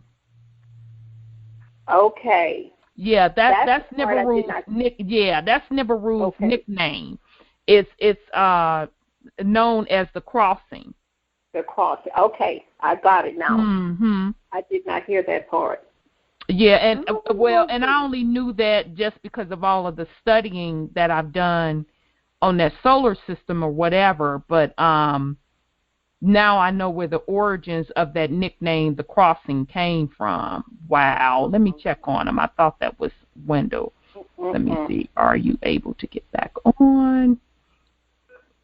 Yeah, boy, I guess that was too hot. Yeah, right at that time. Fish, I got to get this book. Yeah, and I have it, and like I said, it's so deep that it took me 1 hour to get through one paragraph, and I said, man, I'm not going to have time with all of the other books that we're doing. I'm just going to have to let Brother Wendell finish this one on out and bring it to the family. Okay, there he is. I see him. Okay. I see him. Well, maybe that's not it. Well, let me try. This might be him. Greetings. Yeah, I got knocked off and I had to come back through the queue. Okay, and I called myself looking for you and I couldn't find you. So, okay. Yeah. So now you got knocked off when you was explaining Nibiru. Little existing. So whatever people that knocked us off. So re-explain. That nickname is Planet of the Crossing. Yes. And that's the origin of the symbol of the cross. Oh, wait, the FMS minute. Now, I know. No wonder they knocked you off.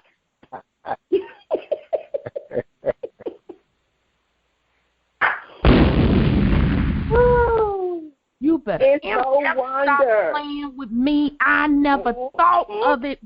And wait a minute, here's what's even deeper, y'all, because it is said when you see the red kachina in the sky that it looks like a cross. Am I right or am I wrong?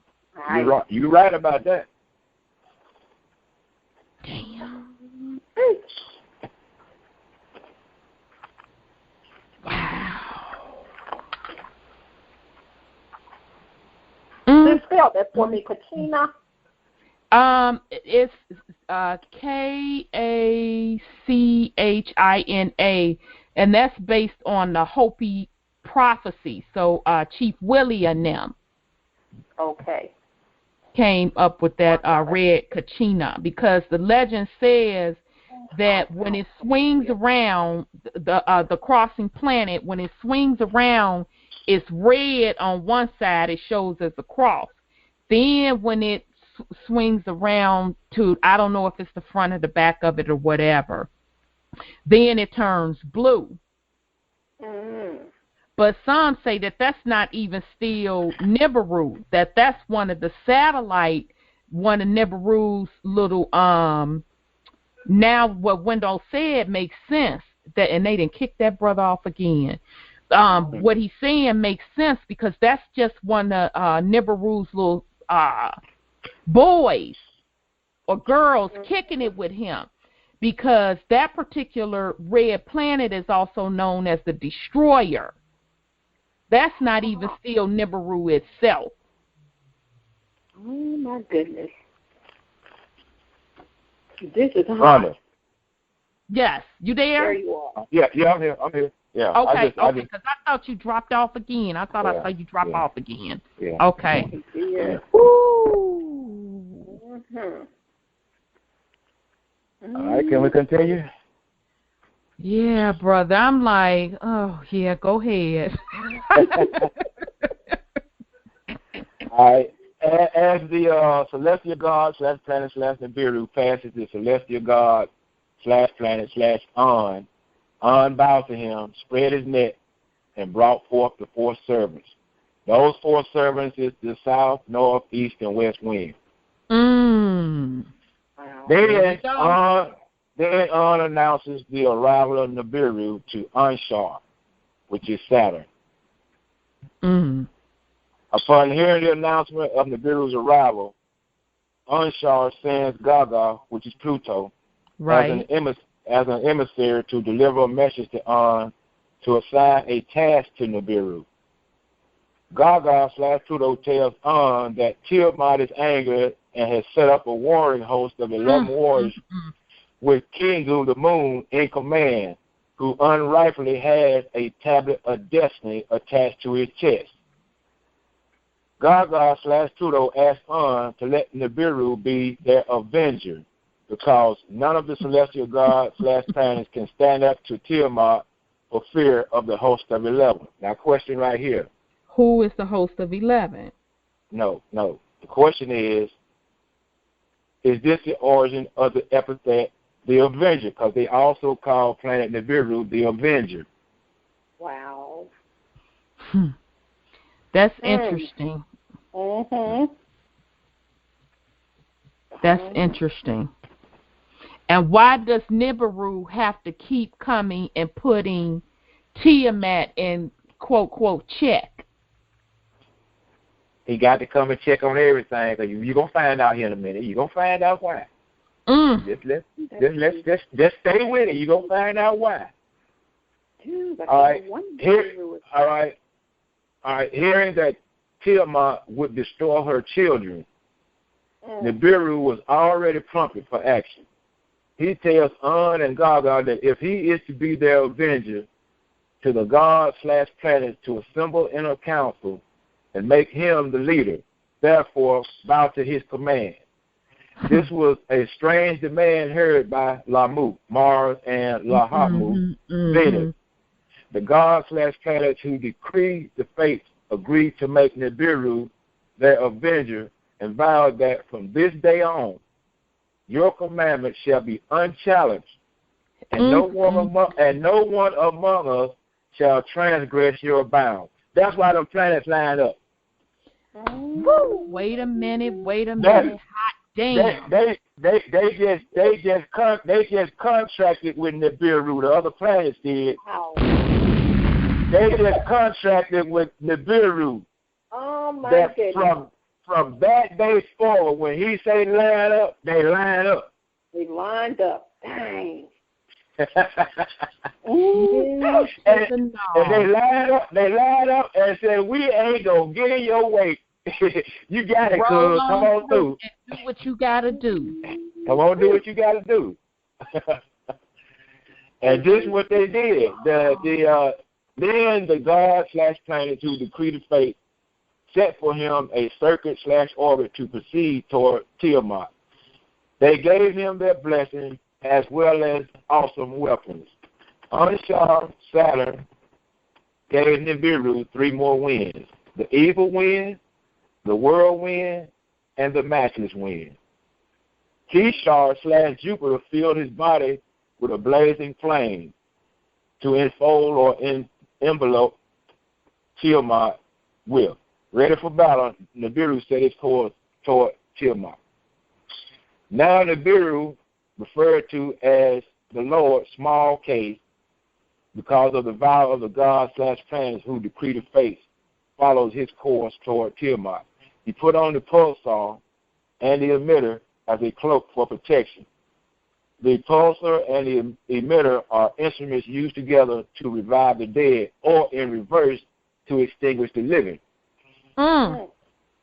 He then sends forth the 7 winds. The god/planets crowded around him and then moved from his path as he looked at Tiamat and her helpers to recognize the scheme of Kingu, the moon. The sight of Kingu blurred his vision as the sight of the 11 distracted his direction. His course and doings were confused. As Tiamat's host of 11 gathered around her in terror, she roars, casting a spell on Nibiru. Then Nibiru, referred to as Lord with a capital L, spread his net, which means his gravitational pull, to surround her as she cried out. As she cried out, Nibiru let loose the evil wind in her face, and she swallowed it, but could not close her lips. Then Nibiru shot an arrow of lightning into her open mouth, and it tore her belly apart as it pierced her innards, tearing into her womb and severing her heart. Tiamat had been extinguished. Wow. Now Tiamat's 11 helpers trembled with terror as they stayed by her side.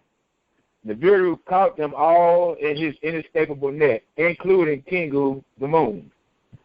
Then Nibiru took the tablets of destinies from Kingu, stamped it in his own seal, and fastened it to his own chest. He also bound Tiamat and Kingu together. He bound the rest of Tiamat's helpers and ensnared them in his circuit as he trampled them and cut them into pieces. He made them go to a backward course. Question. Is this how Nibiru acquired the planets that are now in its solar system?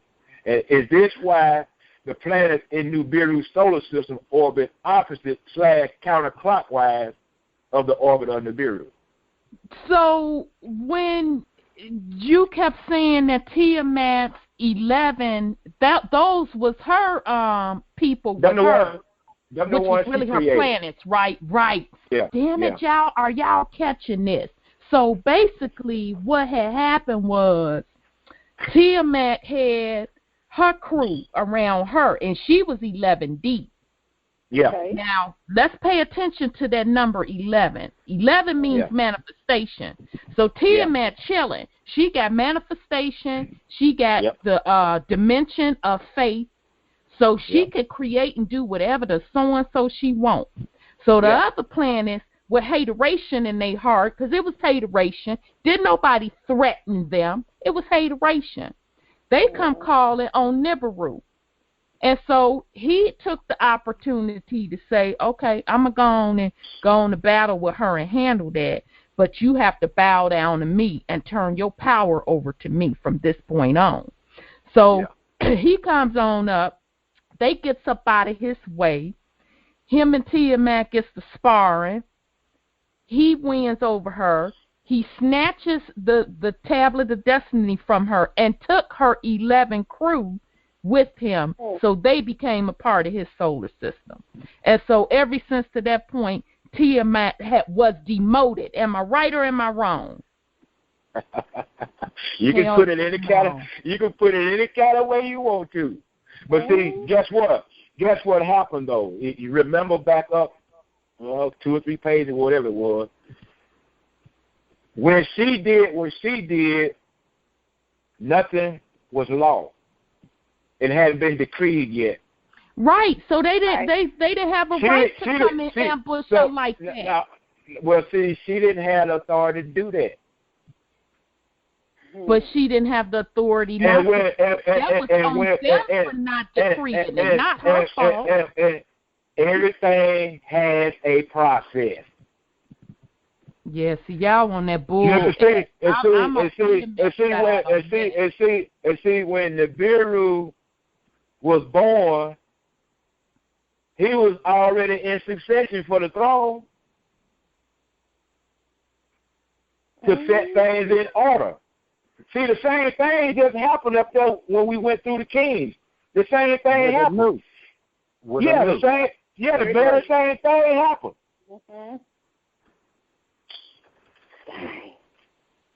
Yeah, but the only difference is this time that was the masculine, and that was the masculine overthrowing the feminine.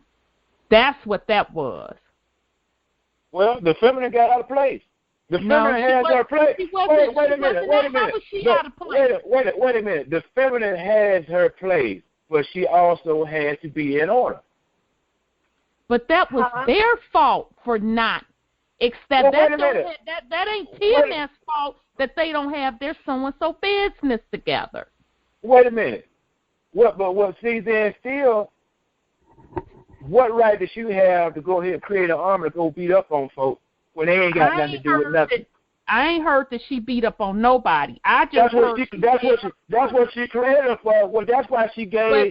That's a different story, though. That's where y'all be wrong. Because if I have my crew with me, if I have not put my hands upon you, I can have whatever crew I want to. They got pissed because she had her crew 11 deep, and she had the manifestation power. So they gonna feel threatened and go get Nibiru.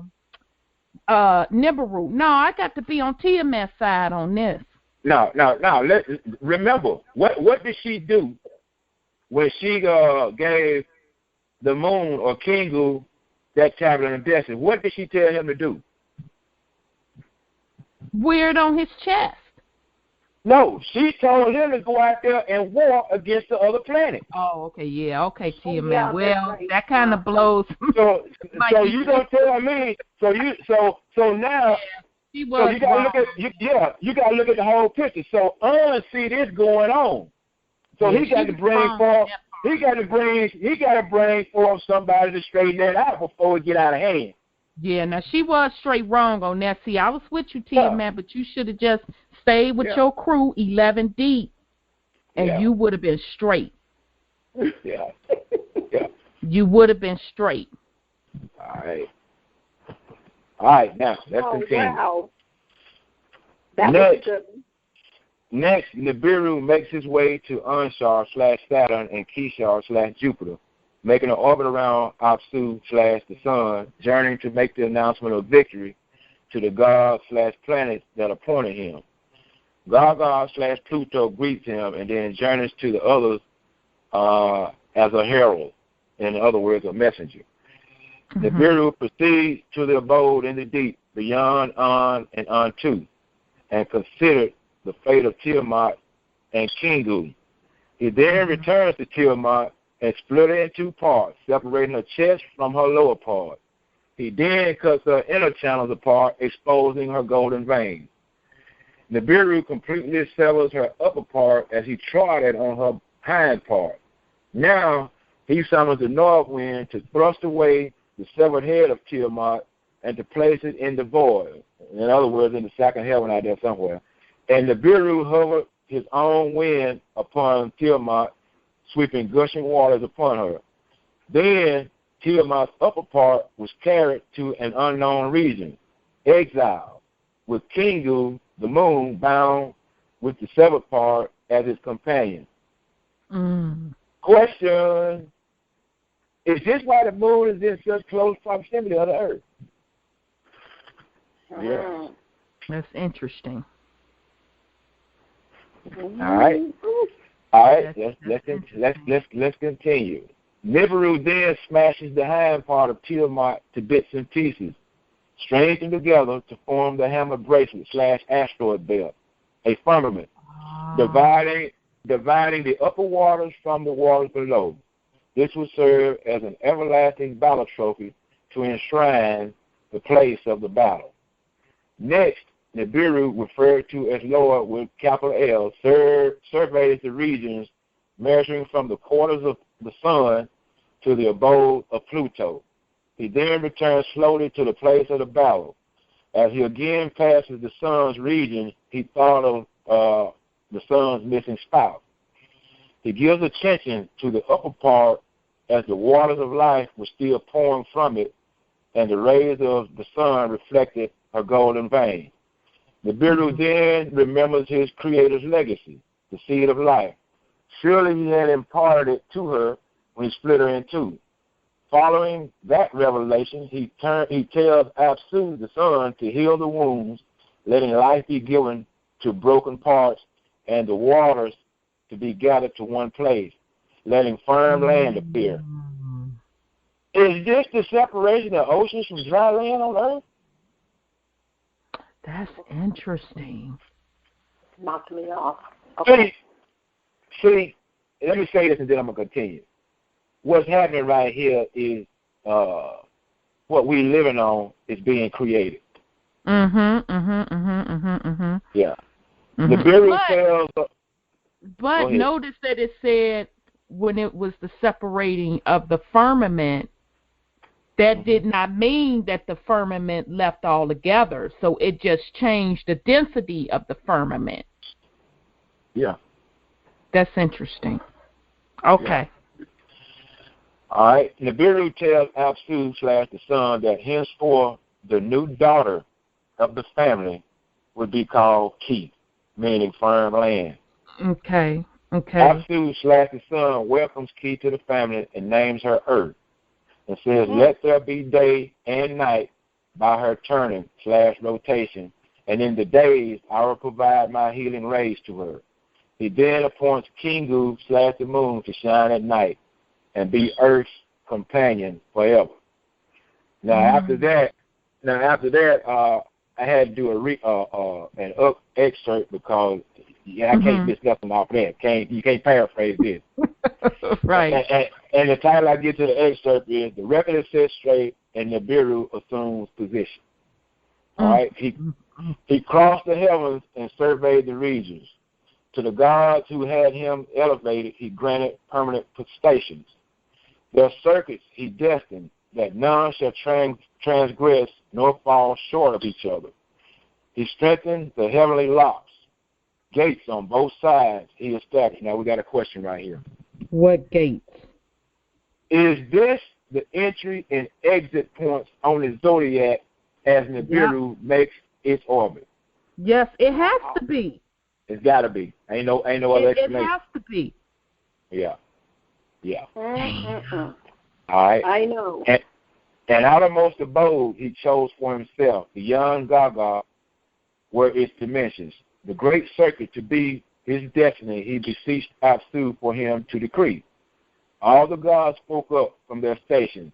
Let Nibiru's sovereignty be surpassing. Most radiant of the gods he is. Let him truly, the son of the sun, be.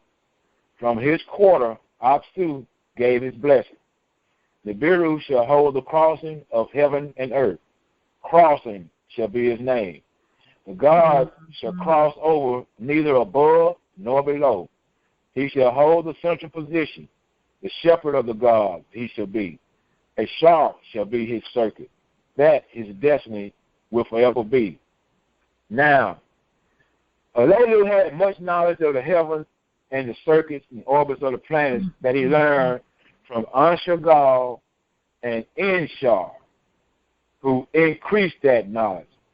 Inshar was so advanced, he discussed it with the sages and consultants and the commanders. The gold in the hammer bracelet / asteroid belt confirmed his knowledge, and that in Tiamat's upper half was the indication. So that whole piece we just did was when Alelu came to earth by himself, and he reflected on the knowledge that he had learned, and he went through the whole thing. But this is Enki telling that right there. Wow. So when Alelu came, he had already knew the history of Chi or Earth. Yeah, but see, he learned from one of the savants or sages, however you want to put it. But he learned, but the one Inshar was the one that took him to the next level, because Inshar was the oldest of the savants, and he knew more than all of them put together, and he taught him all that stuff. So when he gets to Earth, the first thing he do is reflect on the knowledge he got, and he looking for it. And when all this stuff happens, it confirms everything that he was taught.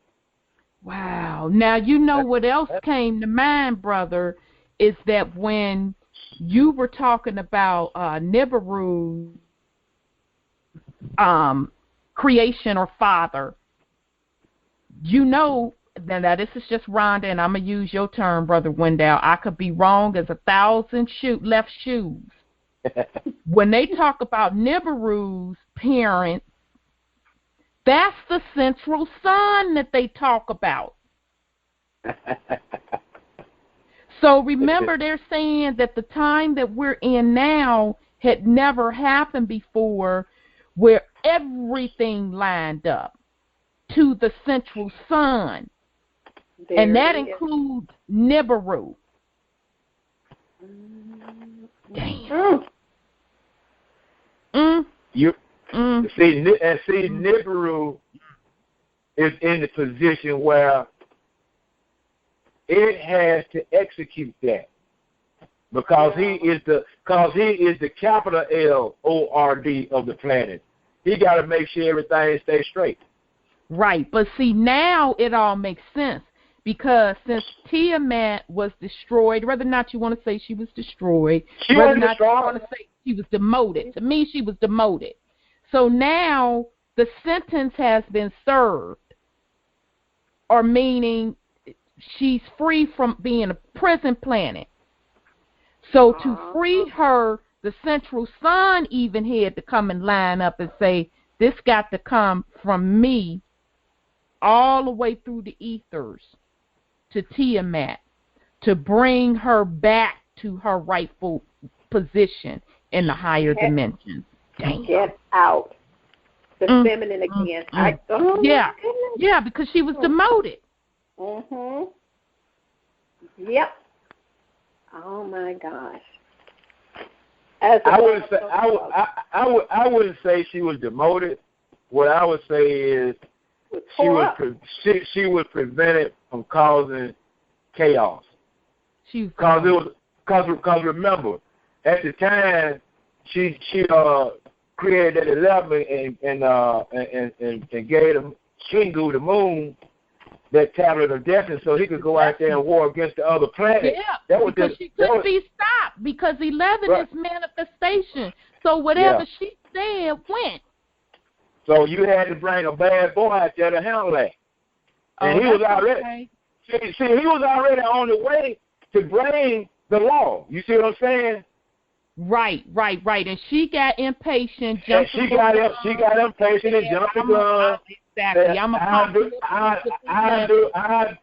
it myself. They ain't gonna do nothing. I'll do it myself. And end up, suffering the consequences. Whoa, that's deep. Wow. That's why I say, as above, so below. And so now that's why she's been out of balance and had the patriarch ruling over her. Wow, this is deep. So it goes further than that. It goes further than that. Because remember this now. What we just read. Nibiru had went out into the deep beyond on and on too, way on out there to cool out and cool off. But he comes back and he remembers that in the battle he had to have put that DNA in him. Right, so he's just going to impregnate her in the process. So what he does is he brings forth the seed and heals it. Yes. Yes. And heals her. And heals her up. Yeah. Hey. Now, if you want to put it in terms of her being under punishment, that goes back to the scripture that you're still to be put on the third and the fourth generation. Right. Yeah. See, the baby didn't have nothing to do with that. Sure didn't. The baby didn't have nothing to do with that. But that karma had to be paid off. Yeah. So in order to keep things going, see, you're still talking about bloodline. In order to keep the things going, he had to bring forth the next one. Wow. That makes sense. I feel you. True that. That right there is the origin of the 5 divine principles.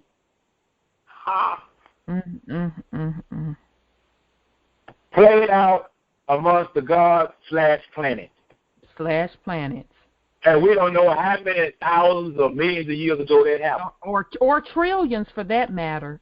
We have no idea. Brother Wendell, you're going to have to stop right there because you didn't blew our wigs back. And if you have your strength together, you're going to have to pick up next week. And,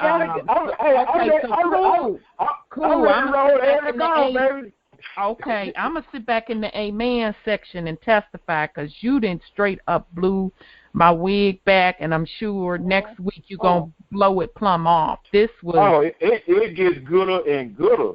Wow, so bookmark where we are. So now we're at the point where, Tiamat then got, I say demoted, whatever the case may be, she's been healed. So that's what we're going to pick up next week. This is, wow. Yeah. Okay. I just to give you a little idea of what we're going to pick up.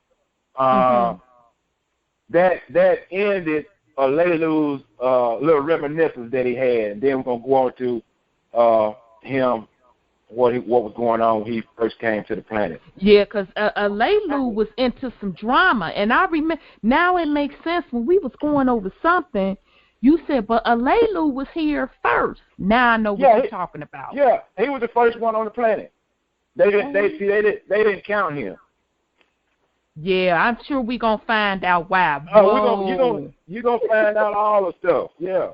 Oh, man, Brother Wendell, when I tell you, you brought it, you didn't drop so many bombs, this stuff is lining up so beautiful. I really want to thank you. Now you know I'm hooked. So now you know you're going to be on this a little bit, and I'm going to just be in the little amen section because... Me too. No, let me show you something. Do not take that position. Do not take that position. I'm not because I'm learning. No, you don't. Well, I can read along. I can start reading along if you want to be on this. Let me finish. What I mean is this. We got other people on the end of this line that might not know what question to ask. Right. Gotcha. So ask the question. We put what we got out there. That's all we can do. Right. Absolutely. Now, well, I'm going to do that anyway. I don't think I've told y'all this before, but I'm going to have to tell you this. The reason I am the way I am, part of it. It goes back to what I told y'all about me being an athlete. Mm-hmm. And one thing I never understood is why the hell do we have cheerleaders? I don't need no cheerleaders. Mm-hmm. Mm-hmm. I need players. True that. So therefore, don't say no amen, Seiko. You do that, you can cut me off, because I don't need no cheerleaders. I know that's right. I'm just being real with you. I follow you. True that. True that. Yep, I follow. True that. So we're gonna start closing out. So I'm not sure if Oracle Tahuti is still with us. If he had any last words for the family. Well, this has been extraordinary as far as the knowledge. Yeah. And you cannot help but to go to a higher level of understanding, a higher frequency. Yeah.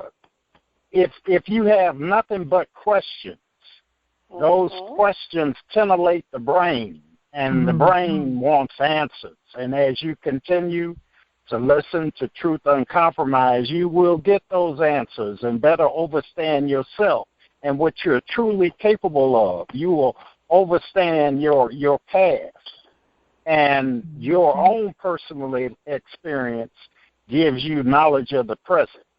So combine the two of those, and you'll know what your future entails. Yes. Yes. Thank you, Oracle Tahuti. Sis Divinity, did you have any last words for the family? Oh, you know what? I think I was just chiming in with you, sis, but you rocked my boat tonight.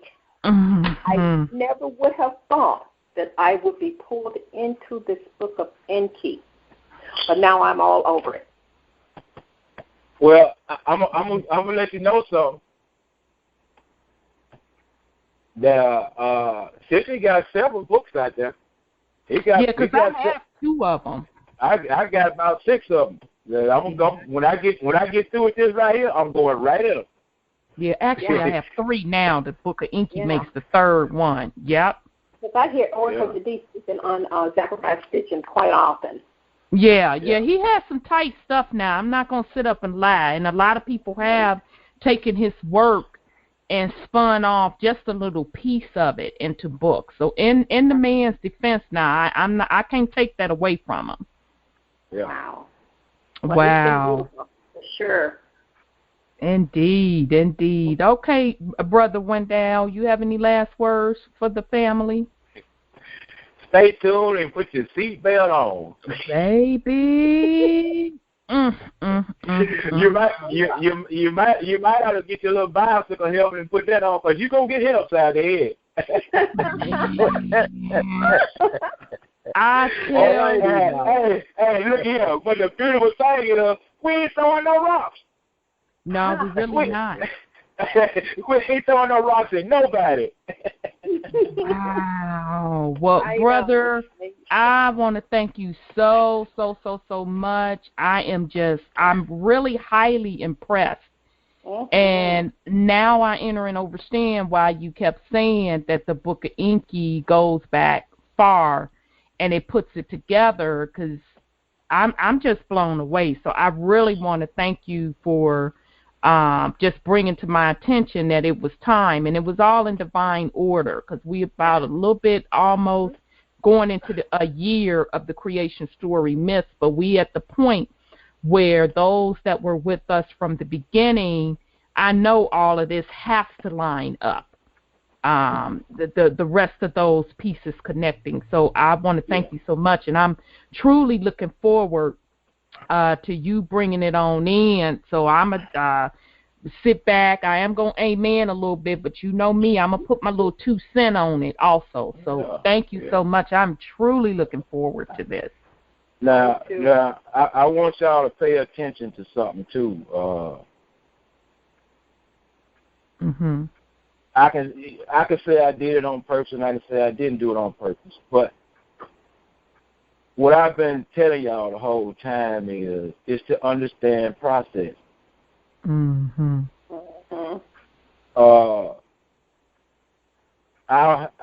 been willing the whole time to put myself on the back burner so to speak. And until I get enough information to even come forward with it. Because I don't want to give somebody a piece here and a piece there, a piece here and a piece there, because they'll never get a basic understanding. It played out beautifully. And you don't. And listen to me now. I'm come to the croaker sack and happy about that. You don't have to. You don't have to thank me for nothing, because I'm just being me. Right. That's just how I operate. Yeah. That's I know, but shut up and take the thanks. Because I just learned so much. It puts so many of the pieces together, and to me, this is what, how we were talking about alchemy before, turning metal into gold, and to me, that's just what we did tonight, because we let the metal pieces keep building, we let them keep building. We let them get to a certain state, and now you coming in turning it into gold, because it's putting all of those metal pieces together. So that's what alchemy is. And wow, that's all I can say. So great analogy, sis. All right, family. So we're gonna be back next week with the Creation Story Myths. We're gonna get it cracking again with the Book of Enki, tying it in to all of the rest of the books. So we do want to, other ancient texts rather, we do want to thank you so much for joining us this evening. So don't forget about next Wednesday. Sister Joan will be back with Mama Ya at 8 o'clock p.m. Eastern Time on the same call-in number. So with that, family, we are going to sign off with peace, love, truth, freedom, and justice. One heart, one mind, and one spirit. So we're going to rock out with Stephanie Mills' Home, because that's where the hell we going. So here we go, family. Nightfall. Love you very much. Nightfall. Nightfall.